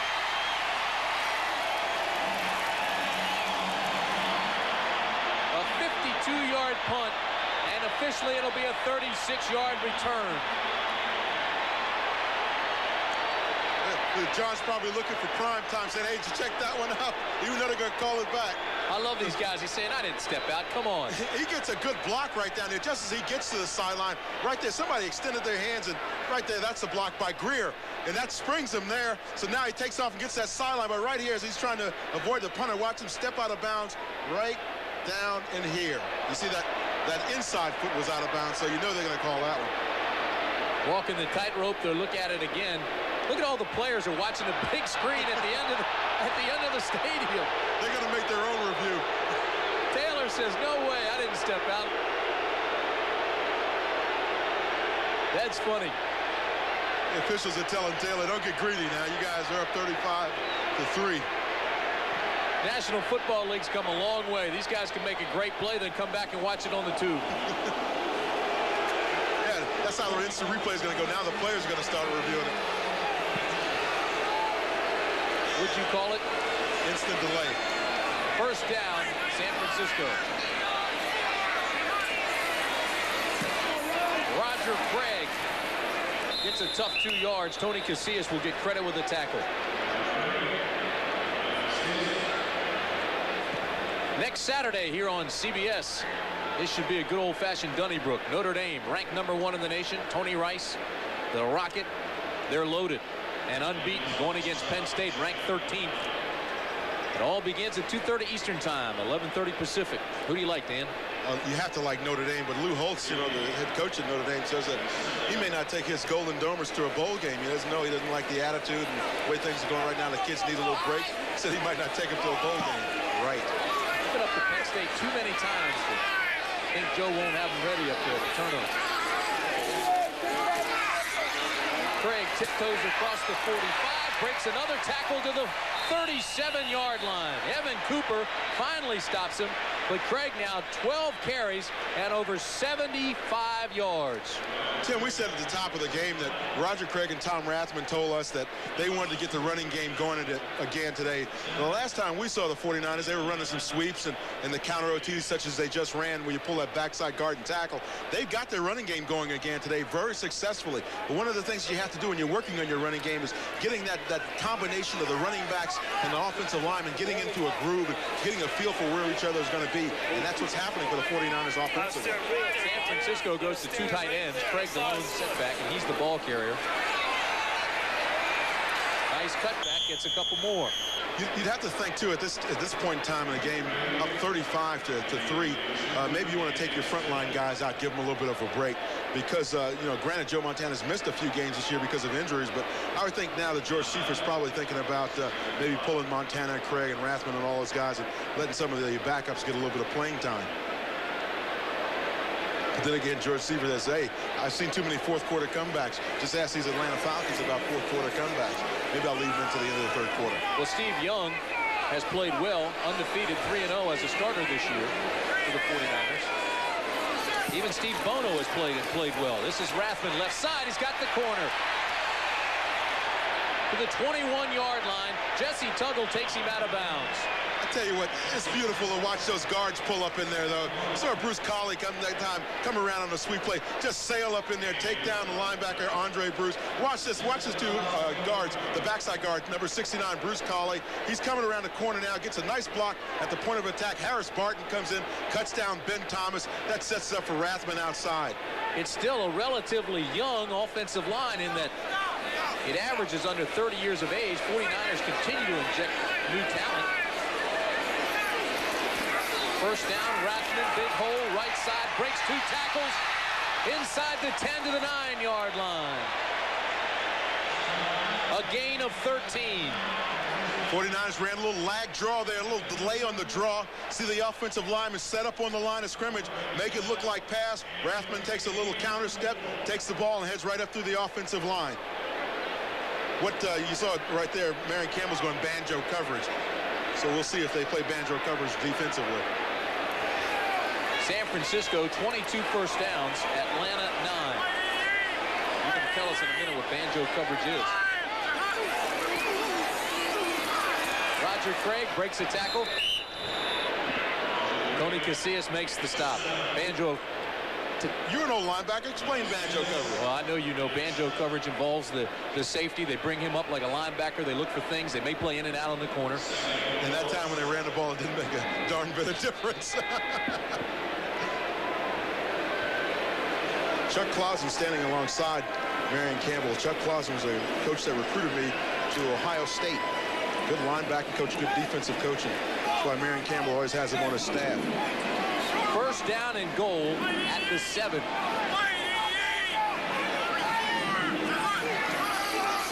Roger Craig to the 4-yard line. And he's met by Green, Casillas, and a whole host of Atlanta Falcons. Good, strong defensive play by the Falcons. And then, again, if I'm George Seifert and I see that kind of activity going on, I want to take my front line guys out. Because the Falcons are getting a little angrier by the fact that they think that the 49ers may be piling this thing up on them. Not the kind of outcome we anticipated.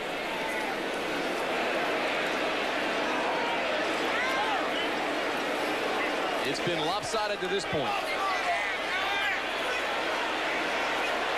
Rice to the bottom of the screen, Taylor to the top. Rathman close to the goal line.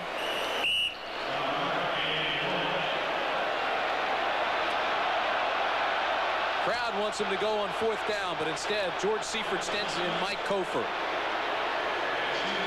There's a shot at it up inside. Tom Rathman running the football. Guy McIntyre leading out front. Rathman's trying to get down to that end zone. So him just duck his head and try to kind of burrow himself down into the end zone, but didn't make a good stand there on the goal line by the Atlanta Falcons defense.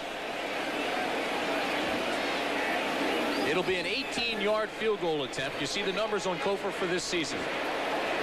Barry Helton is the holder, Chuck Thomas the snapper. So put 3 more up on the board.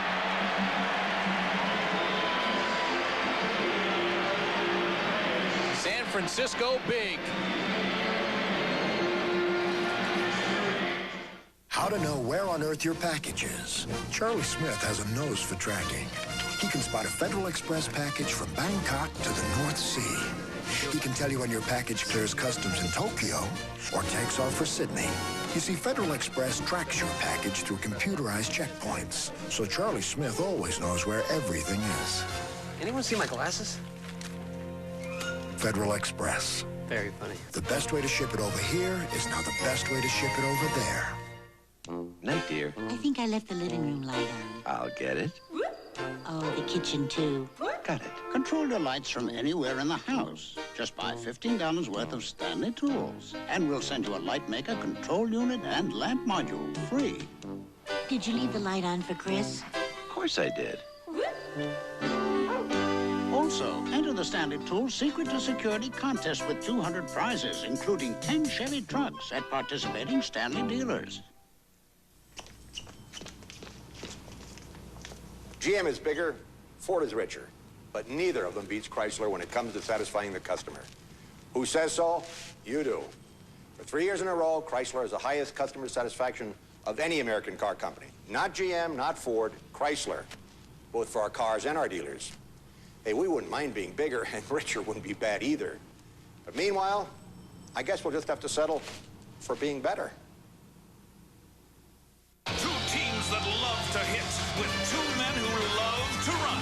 Herschel and the Vikings, Randall and the Eagles, a hit-and-run collision next Sunday.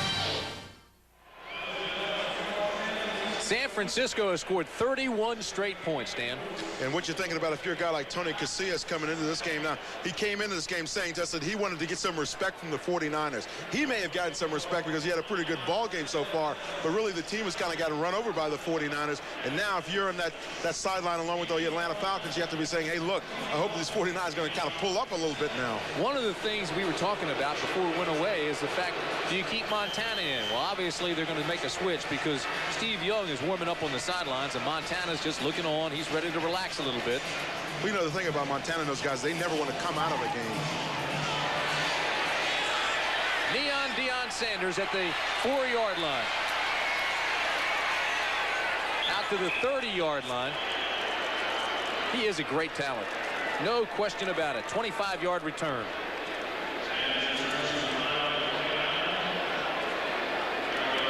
You know, it's funny, we were talking to Deion Sanders last night, and then Andre Bruce sat down with us, and Andre says, you know, he's only prime time when you guys come.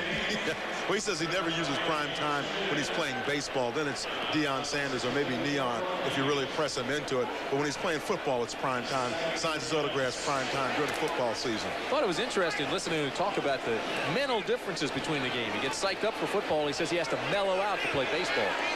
First down at the 29 for Chris Miller in Atlanta. Throws incomplete. It was intended for his running back, John Settle. Settle came into this game with 28 catches, second only to his split end, Sean Collins. But today they've really had some problems getting this offense untracked. An offensive coordinator, Rod Dowhauer, who was once a head coach at the Indianapolis Colts, is kind of directing this offense for the Falcons. And when you get behind like this, I'm sure Rod's thinking to himself, now we got to really stretch the field a little bit and try to throw it deep sometime, because we're down by too many points to try to go with dink passes and with the running game. 4 minutes, 33 seconds remain, third period. Second down and 10, straight ahead, Settle.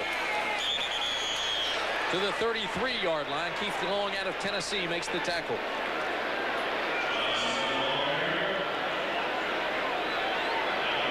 '24-year-old Pro Bowler, John Settle, only in his third year out of Appalachian State. I asked him what his hobbies were. He says he likes to watch movies and do the video games. So that's really what a lot of those young guys in the Falcons are into. 3rd and 6. On the waggle, Miller has time, now has company, and throws it away. He had time but couldn't find a receiver, so it was a coverage sack if it was going to happen. Instead, he threw it away. He had Stacey Bailey coming to the near sideline, but Stacey didn't reverse and come back out and open up a little bit, uncover to give his quarterback a chance to squeeze the ball, and Stacey kept running to the sideline. You saw Chris kind of juggle the ball a couple of times trying to look for a receiver downfield, and you're right. He just simply put it where everybody else wasn't. This has been one of the better batteries of the day. Fulhag punting, Taylor returning. Last punt was 52 yards, but the return was 36. It would have been more, but he stepped out.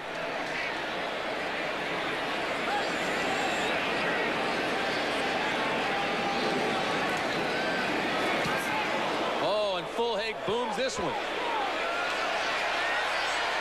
At the 19-yard line, the wall is set up. John Settle, the running back, made the tackle, or else he was gone. Taylor had it if he went outside. He didn't believe he could get around Fulhag that time when he ran the ball back, so he went back up inside. A 48-yard punt and a 34-yard return.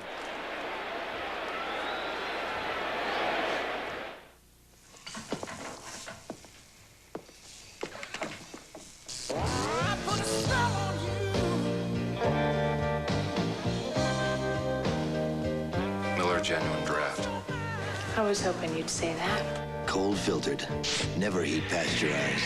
Miller Genuine Draft. For those who've discovered its real draft taste, the world is a very cool place.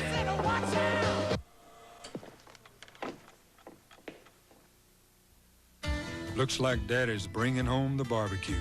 A big sack of McDonald's McRib sandwiches. Grilled pork and that sassy sauce. Tempting, huh? Like a barbecue in a barn without the bones. And with a big icy Coke, it's, well, you're only human, huh, Daddy? Chomp. The good time, great taste of McDonald's McRib for a limited time, only at McDonald's. It's a Radio Shack Merry Christmas. This Christmas, we gave our family a new Radio Shack compact disc player. It has a wireless remote and is sale priced at $159.95. We saved $70. And for Tony's gift, we got Radio Shack's portable CD player and saved $60. Headphones make it perfect for his dorm. Or he uses a car adapter. Because Tony has a habit of dropping in. CD players at sale prices that are real music to your ears. Only at Radio Shack, the technology store.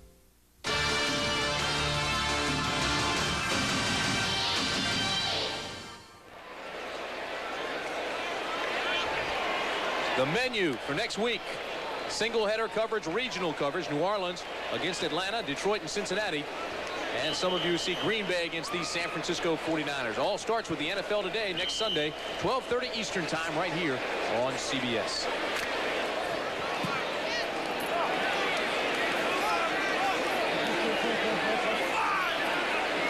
First down at the 47, Steve Young, the new quarterback. Roger Craig with plenty of blocks on the corner, breaks a tackle, has the first down, and then some to the 33-yard line. Well, it almost doesn't matter who's running the operation right now because they're in high gear. And really, when you look back on what they're doing is the San Francisco 49ers have gone to their running game today, the sweep game and backside tackle and guard, you know, pulling them out in front really, which is, again, a sweep game. Getting that running game in gear, trying to get ready for the second half of the season because they felt that that was the thing that they had to do for the second half. Roger Craig gets one more yard today. The offensive line gets a free dinner. He's got 99 yards. When he goes over 100, he treats them all. Here he is. Well, they're going to be fed. Down to the 22-yard line. And that's one bill I'm sure he'll be happy to pick up. Tom Rathman is congratulating Roger on going over 100. Always a benchmark for any running back. Here you see Roger Craig break it back on the backside. Got good blocking. Everybody on that backside stayed with their blocks. That allowed Roger to come back on that backside, then get upfield and go over 100 yards. And his offensive linemen are probably the happiest guys in the stadium. They're going to take Roger downtown. Well, take him to the hoop, too. I should mention that when he takes him out to dinner, when he gains 100 yards, he takes him to his restaurant. Flagler comes in and replaces him. He's the ball carrier. Tiptoes his way across the 24 down near the 20.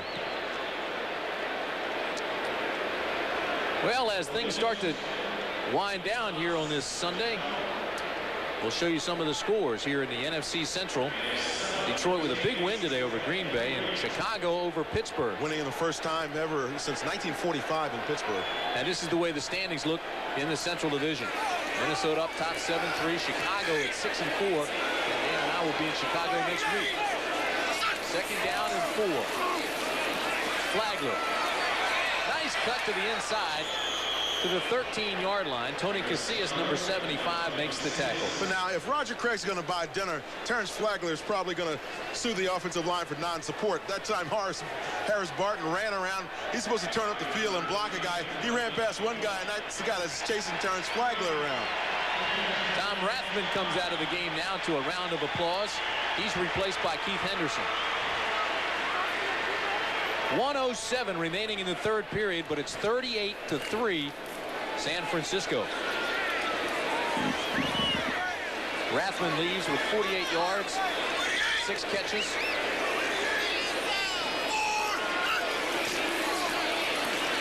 This is Henderson. Dropped the ball. Was he down?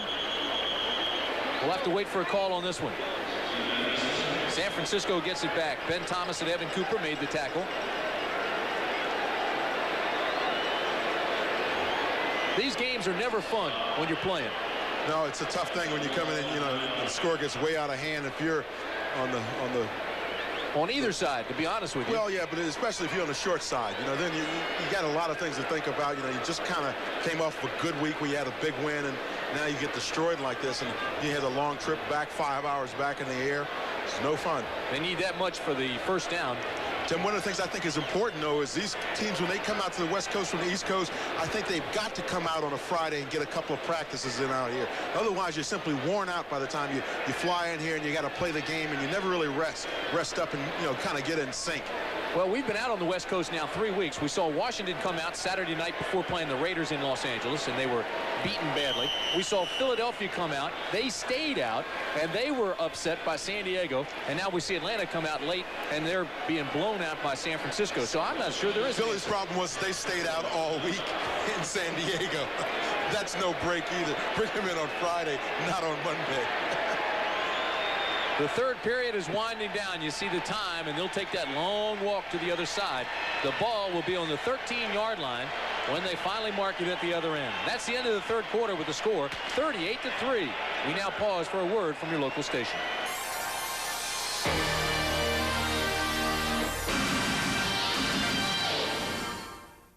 This is CBS.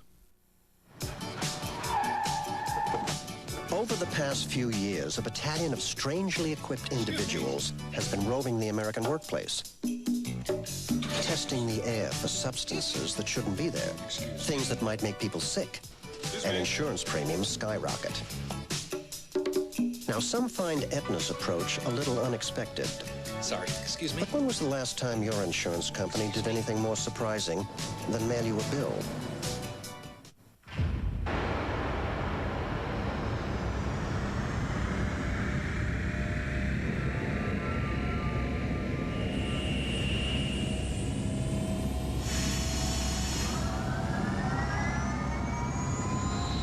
Toshiba introduces the brightest, most powerful TV in its class. The new 32-inch Super Tube with power swivel and supercarver sonicalography.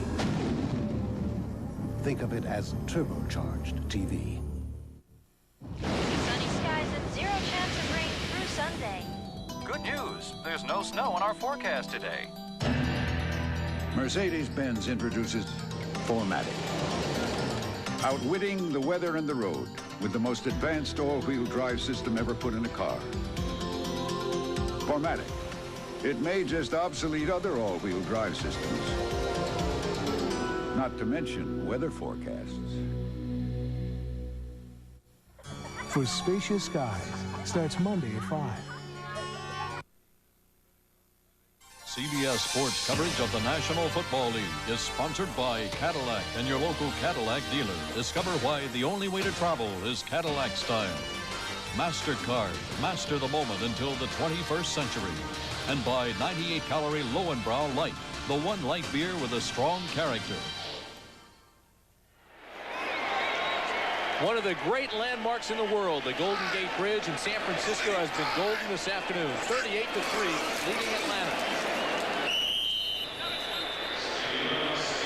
Fourth down and 1. Young goes straight ahead, and it looks like he has enough for the first down.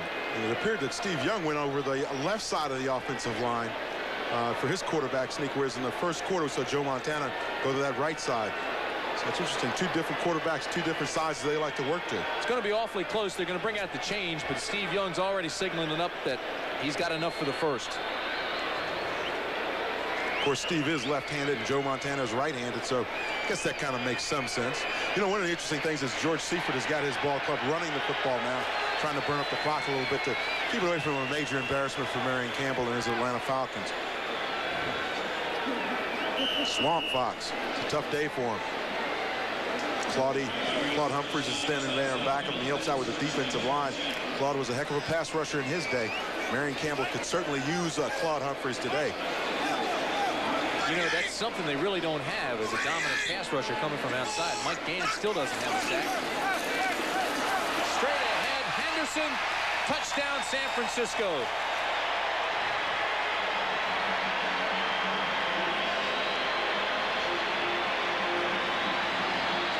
Keith Henderson wants to let everybody know back in Georgia that he's okay. Former Georgia Bulldog just takes it right up the gut of the defense here. Makes a little move there and just takes it on into the end zone. Had everybody playing back off in the secondary, and he just pounds it in. 11-yard run, and the rookie from Georgia has his first NFL touchdown as he says, "How do you do?" to Deion Sanders. He kind of fronted out on Deion a little bit, put the ball up in his face. There's Rod Dahauer, the offensive coordinator, talking with Marion Campbell, trying to say, hey, what can we do to even make this thing look respectable as we go down the line? 44-3 with 14:24 remaining in the ball game. Jim Hannafin, assistant head coach. Rod Dahauer, the offensive coordinator, talking with Marion Campbell. Going to put a little juice in this game for the Falcons. San Francisco 49ers have worked as a tremendous uplifting common denominator for the people of the Bay Area, as you know, with the earthquake and the recovery that has taken place recently this week. The topic of conversation has been Proposal P, where they voted down a new stadium for the Giants, and now they're threatening to move the baseball giants out of the area. And there's been a penalty thrown on the place, so the ball's moved back 5 yards. Just a delay, too much time. Right. Kofor comes on for the extra point.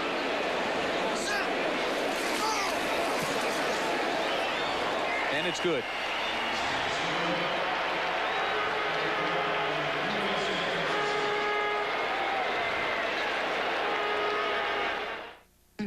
The only way to travel is Cadillac style.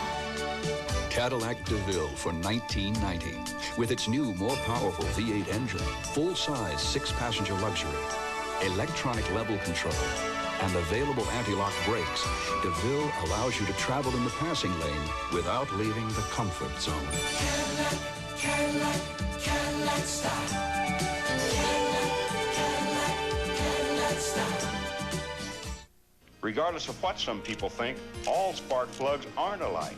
These AC copper core plugs match my car's specs for up to 30,000 miles of high revving firepower. AC Delco parts. They don't just fit, they match.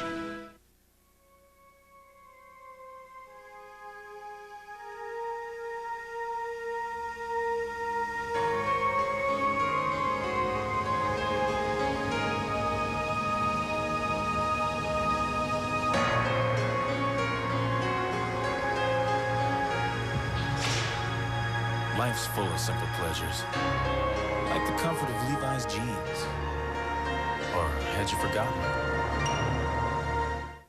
This NFL game summary is sponsored by Levi's 505 jeans, the zipper fly jeans with a traditional Levi's fit. As you look at these numbers, let me tell you, the 49ers' second-half drives have been 84 yards, touchdown, 64, touchdown, 48 yards for a field goal, and 54 yards for a touchdown, and it's 45-3. We didn't expect this. No, we sure didn't, but, you know, the 49ers have been moving like a brand-new car all season long, and now they're really hitting stride against the Atlanta Falcons. Now, watch, one of the reasons why is watch this guy, Guy McIntyre, number 62. He blocks down his man. Now, watch him go downfield and get Jesse Tuggle. He gets two for the price of one there, and that allows Henderson to take the ball in almost untouched until he gets to the goal line. Good block there by McIntyre, as well as the center Chuck Thomas, number 60. Still a great cutback, though, by Henderson, the third-round draft pick out of Georgia. Hey, that's what those guys are supposed to do. When you get a great block by your offensive lineman, it has to be noted. You big offensive linemen stick together no matter what. 14:24 remaining in the game, and you've got to look at Deion Sanders is deep. And he'll have a chance at a return. And goes out at the 14, and listen to the crowd.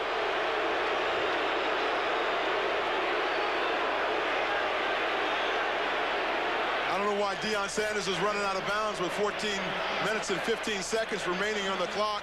I want to get upfield. I want to see him take it upfield and try to do something here. The ball dies on him, and he tries to wait for it to bounce up. Now watch him just kind of cruise out of bounds. I don't like that out of a young running back. I don't like it out of an old running back. Turn the ball upfield and run the football like you're paid to do. A 4-yard return by Deion Sanders. Remember Billy White Shoes? Prime time just moved to late night. White Shoes would have done a real quick spin around and trying to go back the other way. First down at the 14. Atlanta's up against it. Miller throws deep. Almost intercepted by Griffin. Don Griffin's going to get a game ball today for the San Francisco 49ers. He has had one tremendous football game. Watch him here on the coverage outside. And watch, the key thing is watch how he reacts back to the football. See, now he's in his back pedal. Now he's going to go right back to the football. That's very tough to do when you're going back at about, 20 miles an hour. You put on the brakes and come back and knock the ball down. He's broken up 2 passes today. He's got 5 tackles. He's been active. He's got quite a few assists. It's 2nd down and 10 at the 14. Miller drops it underneath to Lang. To the 23-yard line. Lang is taken down by DeLong. See, the problem for the Atlanta Falcons is they don't have a guy right now who's healthy that can go downfield. And I mean, the guy who can really break the game open for you, a guy with a 4.2 speed or something like that. That's what they really need in this situation. Settle, Lang, and Jones have combined for 72 catches this year.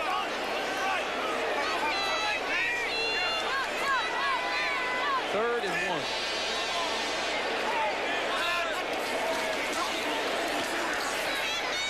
Miller has the first down, and Collins is tackled at the 37-yard line by Steve Hendrickson. Hendrickson is a hard hitter on special teams, re-signed Friday when they waived defensive back Tom Homo to bolster the linebacking corps. Look at the NFC East and what they did today. The Rams, big on the Giants.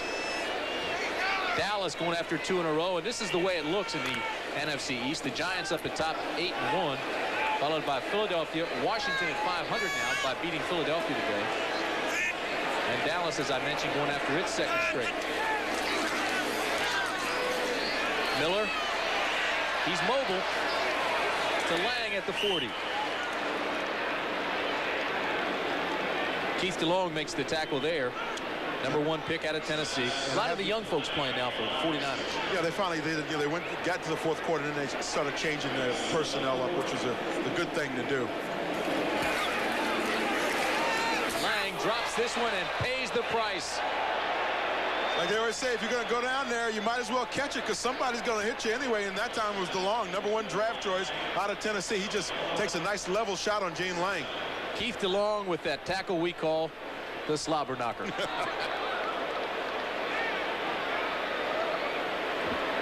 See, one of the things that's surprising about the 49ers, Tim, is the fact that moving their personnel in and out all season long, it almost doesn't make any difference. They're replaceable parts because there's a lot of depth on the team. Yeah, they don't have a lot of great, star-type guys, maybe except for Rice and Montana, but they got a lot of people that they can put in and out and still play on a consistent level, and that's the thing that makes them a great team.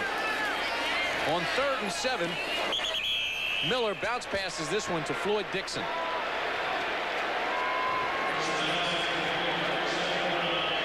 San Francisco plays hard for 4 quarters no matter who's in. Take a look. Showed you the Central and the East. This is what's happening in the West.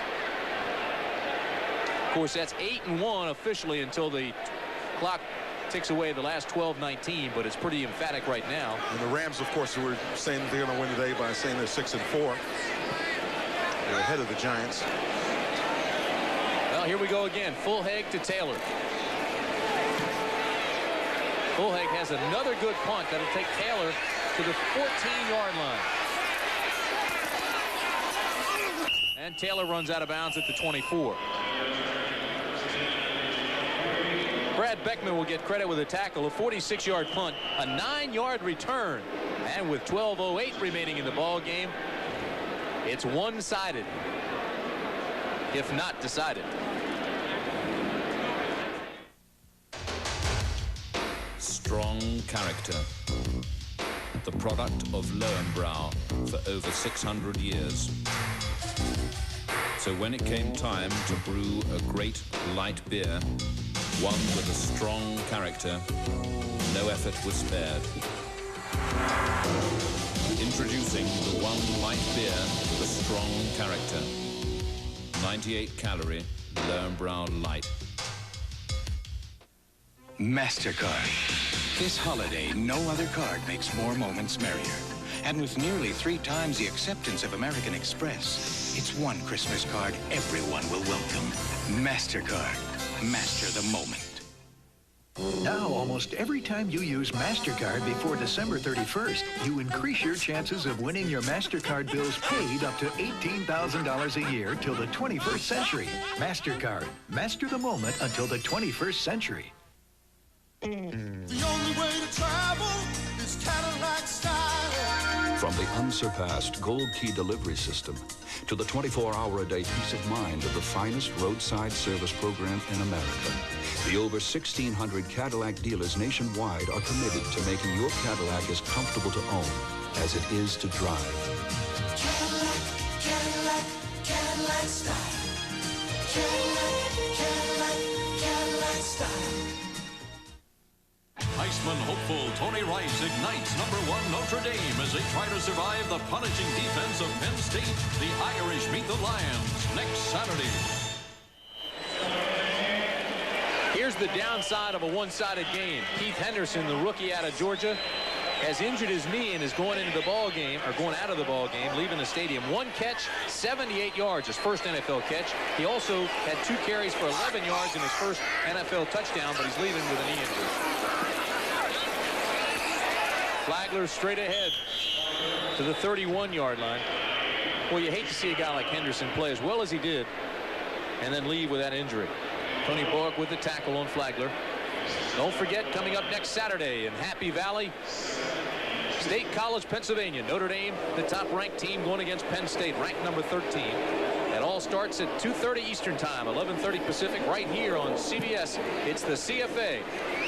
Notre Dame and Penn State. And I don't think there's any question Notre Dame is still the #1 team in the nation, but you got to admit Colorado's looking pretty good. They're putting a lot of pressure on Notre Dame. What about Alabama? Alabama's looking great as well. That's right. Bill Curry's done a great job down there. Old Green Bay Packers.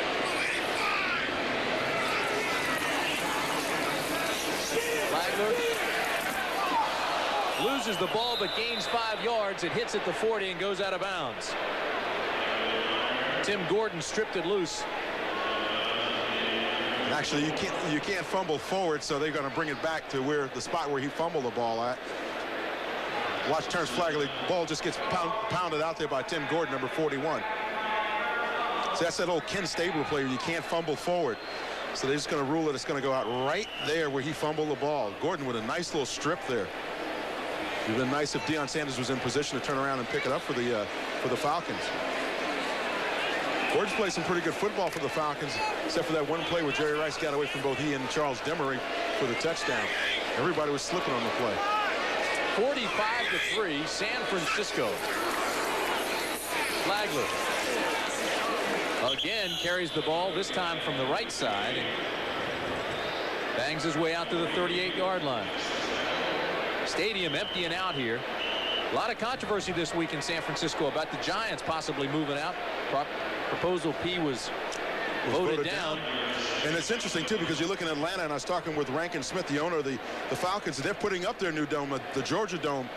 It'll be in a nice spot downtown, I guess, and it's going to have everything. State-of-the-art, he says. We got a player down on the field. Not quite sure who it is, but they're checking his knee. Flagler is injured at the 38. You're talking about new stadiums. Baltimore Orioles are having a new baseball stadium built. Atlanta, talking to these folks, are excited. They're ready to start and break ground this month for a brand new stadium for the Falcons down in Atlanta. And Washington will have a new stadium. It'll be near National Airport. We can break that story, but I don't think that anybody's really told yet about the new stadium in Washington, but Jack Kent Cooke evidently has reached an agreement, a land swap, and it'll be out by National Airport in Washington. I know that Jack Kent Cooke told me before that last year that he said it's going to get done. If I'm after it, it's going to get done, and indeed it has. And you see that Atlanta Falcon bench. They're not thinking about a new stadium right now. They think about how depressing this day has been for them. Came in here with high expectations, coming off of a roll after beating Buffalo, was leading the AFC West, and then came in here today and simply got destroyed. The proposition to improve Candlestick passed this week, and Proposal P to build a new stadium for the Giants was voted down. This is the downside. We told you these games aren't pleasant for either team. Atlanta, reasons are obvious. For San Francisco, the offense gets a little bit out of sync when it's lopsided like this because you leave your game plan and players get hurt. Henderson just left. Now Flagler leaves. And Flagler's one of those guys who was talking earlier in the season about wanting to get traded because he wasn't getting enough playing time. Now when he does, he gets banged up. And consequently, because those two leave, you have to go back with Rathman and Craig, your starters.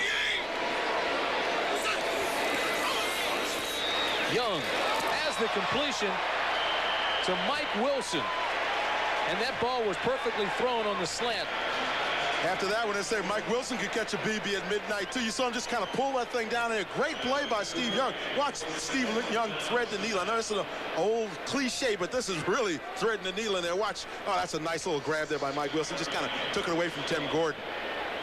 Young has not had an incompletion today. He's 1 for 1.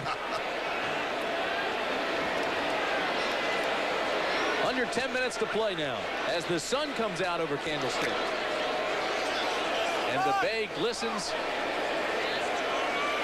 on the outside of Candlestick. Rathman carries on the right side, cuts back into the 44-yard line. Tim Gordon trips him up. Tonight on CBS, he's one of the world's most accomplished jazz trumpet players. When he feels like it, he'll tell you what's on his mind. Miles Davis tonight on 60 Minutes. Then can the magic spell be broke? Watch Murder, She Wrote. And then he's back. Look out, London. McLeod's coming. McLeod is coming. He's back on television, this time in London. Well, Sam's coming back on his horse. I wonder if he's going to ride his horse through one of the palaces over in London.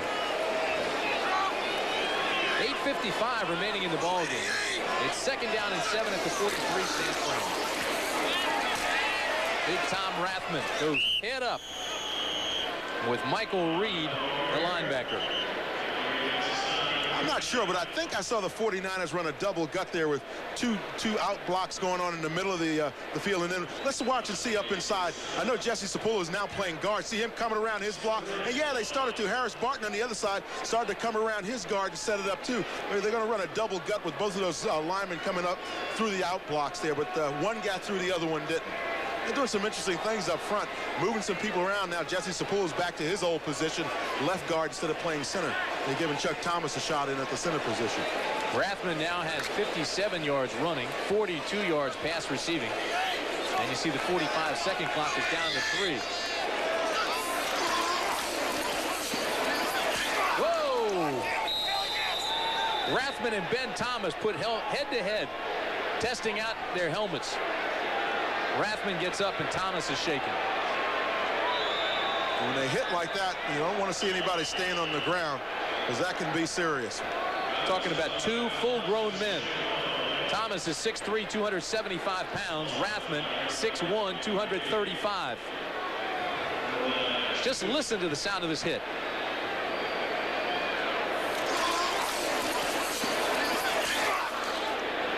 Woo.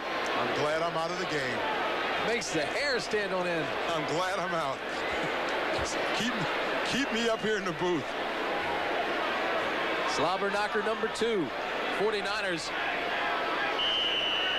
I think that one will have to go on our greatest hits tape that we're going to try to put together before the end of the season as well, Tim.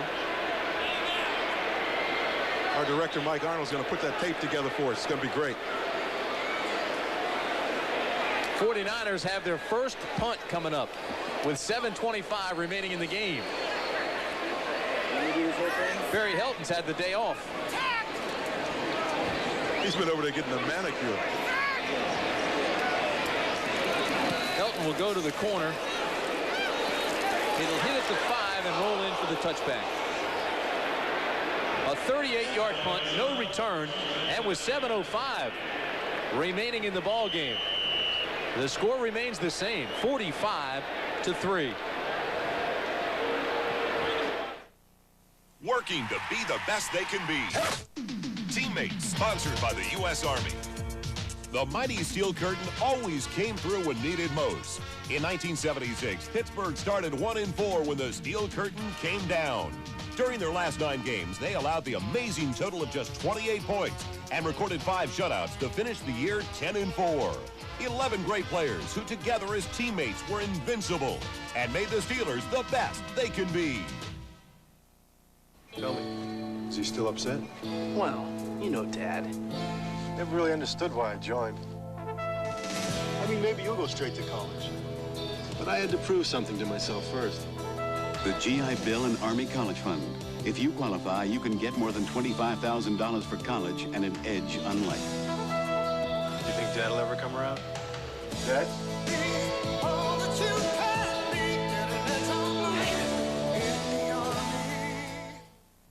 It's 10:30 Monday. Do you know where your doctor is? Oh, no. He's a physician who never loses his patients. Justin! That's the theme from Psycho, isn't it? Get ready for a medical practice that makes perfect comedy. I'm fluent in weirdo. With an all-new Doctor, Monday. McCloud is back, and when he's framed for murder by an international crime syndicate, I know that I'm innocent. he looks to old friends for help. McCloud's in trouble? The return of Sam McCloud tonight. Next Sunday, CBS Sports presents NFL regional coverage, all starting at 12:30 Eastern Time, 9:30 Pacific with the NFL Today. Then some of you will see either New Orleans against Atlanta, Detroit against Cincinnati, or Green Bay against San Francisco. All starts with the #1 team, NFL Today, 12:30 Eastern Time. First down and 10, the ball at the 20, Hugh Millen in at quarterback. Lang breaks the tackle and breaks outside across the 35 to the 41-yard line. Johnny Jackson made the stop. A gain of 21. Hugh Millen's not a bad little quarterback for the Atlanta Falcons. He had some success early this season against the Green Bay Packers, and right now Kevin Fagan is down on the field for the 49ers.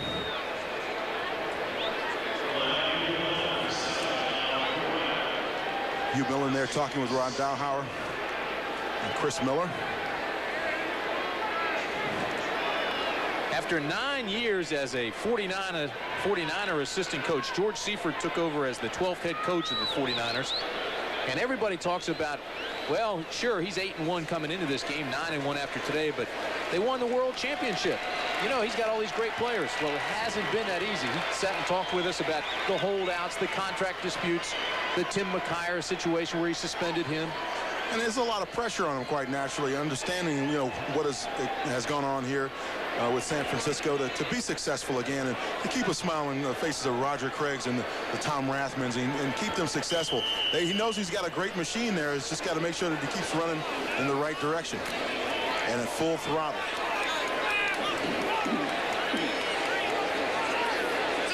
Fagan comes out.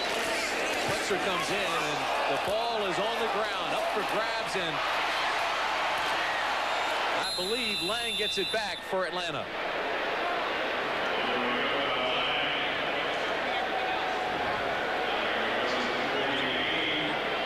Greg Patera, it looked like, I think it was Greg Patera, was fumbling the ball as he came through the line of scrimmage. And just as he hits the line of scrimmage, you see right there, he never really looks for the football. It appeared that he thought maybe the thing was going to be a toss because he's looking up at the point of attack, never really turned around and looked for the football.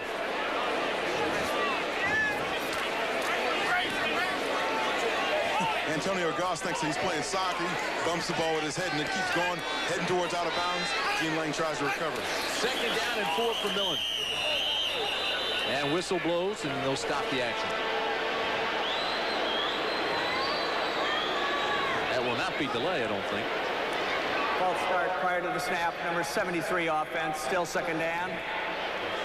Ralph Norwood is the guilty party at left tackle. Second-round draft pick out of LSU.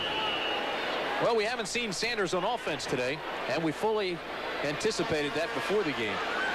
Falcons have talked a little bit about it, some plays that they had in mind or run Deion, but after that little run back that he had, I'm not sure if I'd want to put him in on offense and let him do anything on that side of the ball today. Lang gets back to the line of scrimmage. Tripped up by Daniel Stubbs. And the good news is the clock continues to move at 5:20. It'll be third down and 10 at the 42-yard line.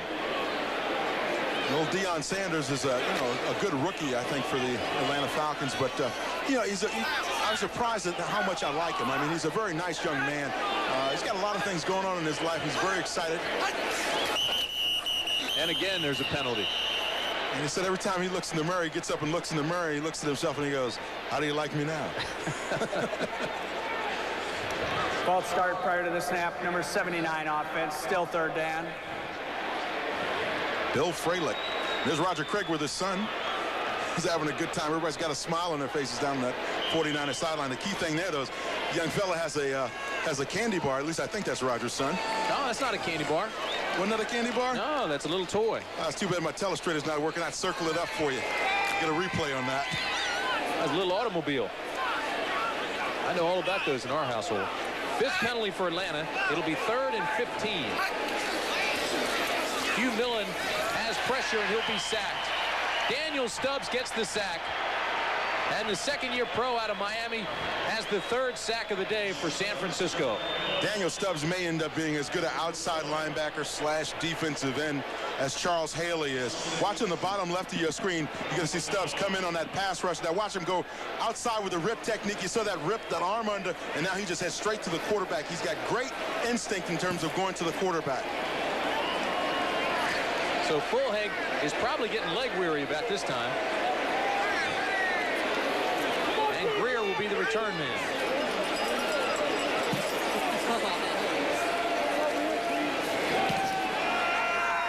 Fulheg gets another good punt. Greer will take it at the 31.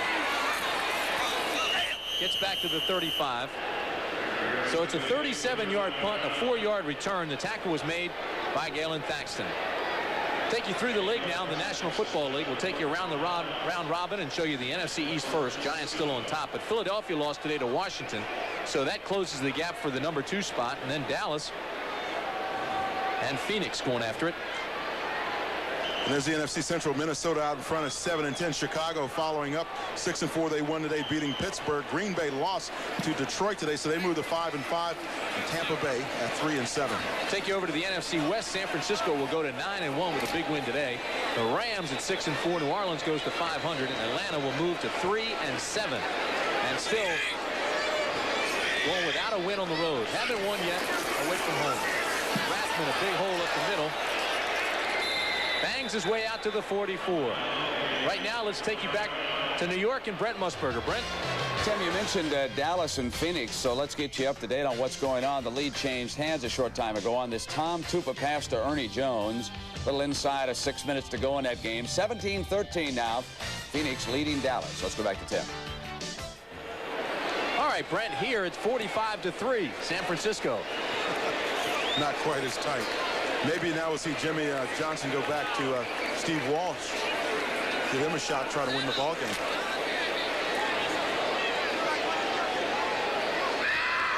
A word from the San Francisco bench is Kevin Fagan has a pinched nerve, probably will not return. So the defense continues to get banged up for the 49ers as Rathman takes it straight ahead. You know, this has been a makeshift defense pretty much for San Francisco because of the injuries. For those of you expecting to see 60 minutes, welcome to Candlestick Park. Tim Brandt and Dan Jiggets with you. And 60 minutes will be shown immediately following this game in its entirety, except in the Pacific and Mountain time zones. Here at Candlestick at San Francisco 45, Atlanta 3. Just under 3 minutes to play, and it's been one-sided since the very first possession of the 49ers.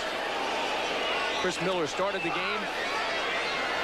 And the best he did today was kick a 25-yard field goal when Paul McFadden, the kicker, pulled a thigh muscle. Rathman carries it into Atlanta territory. Thaxton makes the tackle. Tim, I'm just starting to think about old Rathman. He better slow down there. I know Roger Craig has gone over 100, so he's going to be buying dinner for the offensive lineman. You combine Tom Rathman's yards, I'm sure combined he's up over 100. He's got to be closing in at 75 yards on the ground in 15 carries. He better slow down, or those guys, those offensive linemen are going to be overfed this week. Roger Craig left with 110 yards. He always takes care of those offensive linemen. Last year, he bought them all grandfather clocks. In 1985, he went over 1,000 yards, bought them all rifles. And every time he goes over 100 yards, which he did today, he buys them dinner at his restaurant. San Francisco, 232 yards on the ground. They told us they were going to get the running game going. They have. It's 11:35, and Roseanne Horn is learning all about her antifreeze. the hard way. Don't push your luck. Guarantee it with Advanced Formula Prestone. Come on, answer. Liberty Mutual presents property damage that never happened. Our experience in helping prevent property loss has made us a leader in business property insurance. America believes in liberty. Liberty Mutual Insurance. The only way to travel is Cadillac style. Alante by Cadillac, featuring a high-output V8, the only luxury car sold in America with advanced traction control standard, and a standard of quality so great, it's the only automobile in the world that dares to be covered by a 7-year, 100,000-mile assurance plan. Cadillac style. Cadillac style. Strong character. The product of Lowenbrau for over 600 years. So when it came time to brew a great light beer, one with a strong character, no effort was spared. Introducing the one light beer with a strong character. 98 calorie Lowenbrau Light. The stadium by the bay, Candlestick Park in San Francisco, and it's been all one-sided. The 49ers over the Falcons, 45-3 as we head into the final 2 minutes of play. Roger Craig with 110 yards rushing today. Never missed a game in his career. His brother-in-law is Michael Nunn, great middleweight. And Freddie Joe Nunn down in with the Phoenix Cardinals is his cousin as well. San Francisco came in with the #2 ranked offense in the NFL. They may be #1 after today. Rathman carries and is tackled by Thaxton. Let's take you back to New York. Here's Brent. The Cleveland Browns went to 7-3 today, 17-7 over Seattle. Here is Bernie Kosar's TD pass. Great catch by Lawyer Tillman, the former star at Auburn. And again, it was 17-7, and let's go back to Tim. Brent, there's another one of those great names you like out of the Southeast Conference, Lawyer Tillman. Yeah, well, Brent, I'm sure he knows, though, that if Lawyer Tillman made the reception, it's got to be legal. They didn't review it. You can tell our score is 45-3 here, folks. It's 1:22 remaining in the ball game. Steve Young is the quarterback.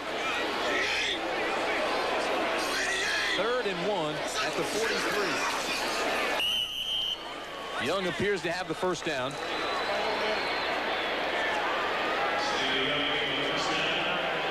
Best records in the NFC. The 49ers, everybody's expecting Minnesota to make a serious run towards the Super Bowl this year, of course, with the acquisition of Herschel Walker. And Mike Lynn, their general manager, saying if they don't get to the Super Bowl, then he made a bad selection in terms of making that trade. The Giants are doing extremely well at 8-2, and they're being chased by Philadelphia, but Philadelphia lost today to the Washington Redskins. A surprising loss, just like they lost last week to the Chargers. 49ers and Giants play in 2 weeks. As the 49ers head into the toughest part of their schedule. And that'll do it. Young kneels down, the clock play, and mercifully this game ends.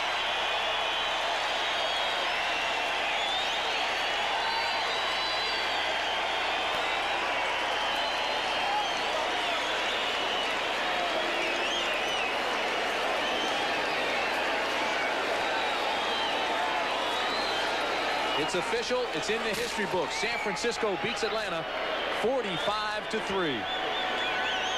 So the standings in the NFC West then look like this. It's 9-1 San Francisco. The Rams are 6-4. And the Falcons drop back to 3-7.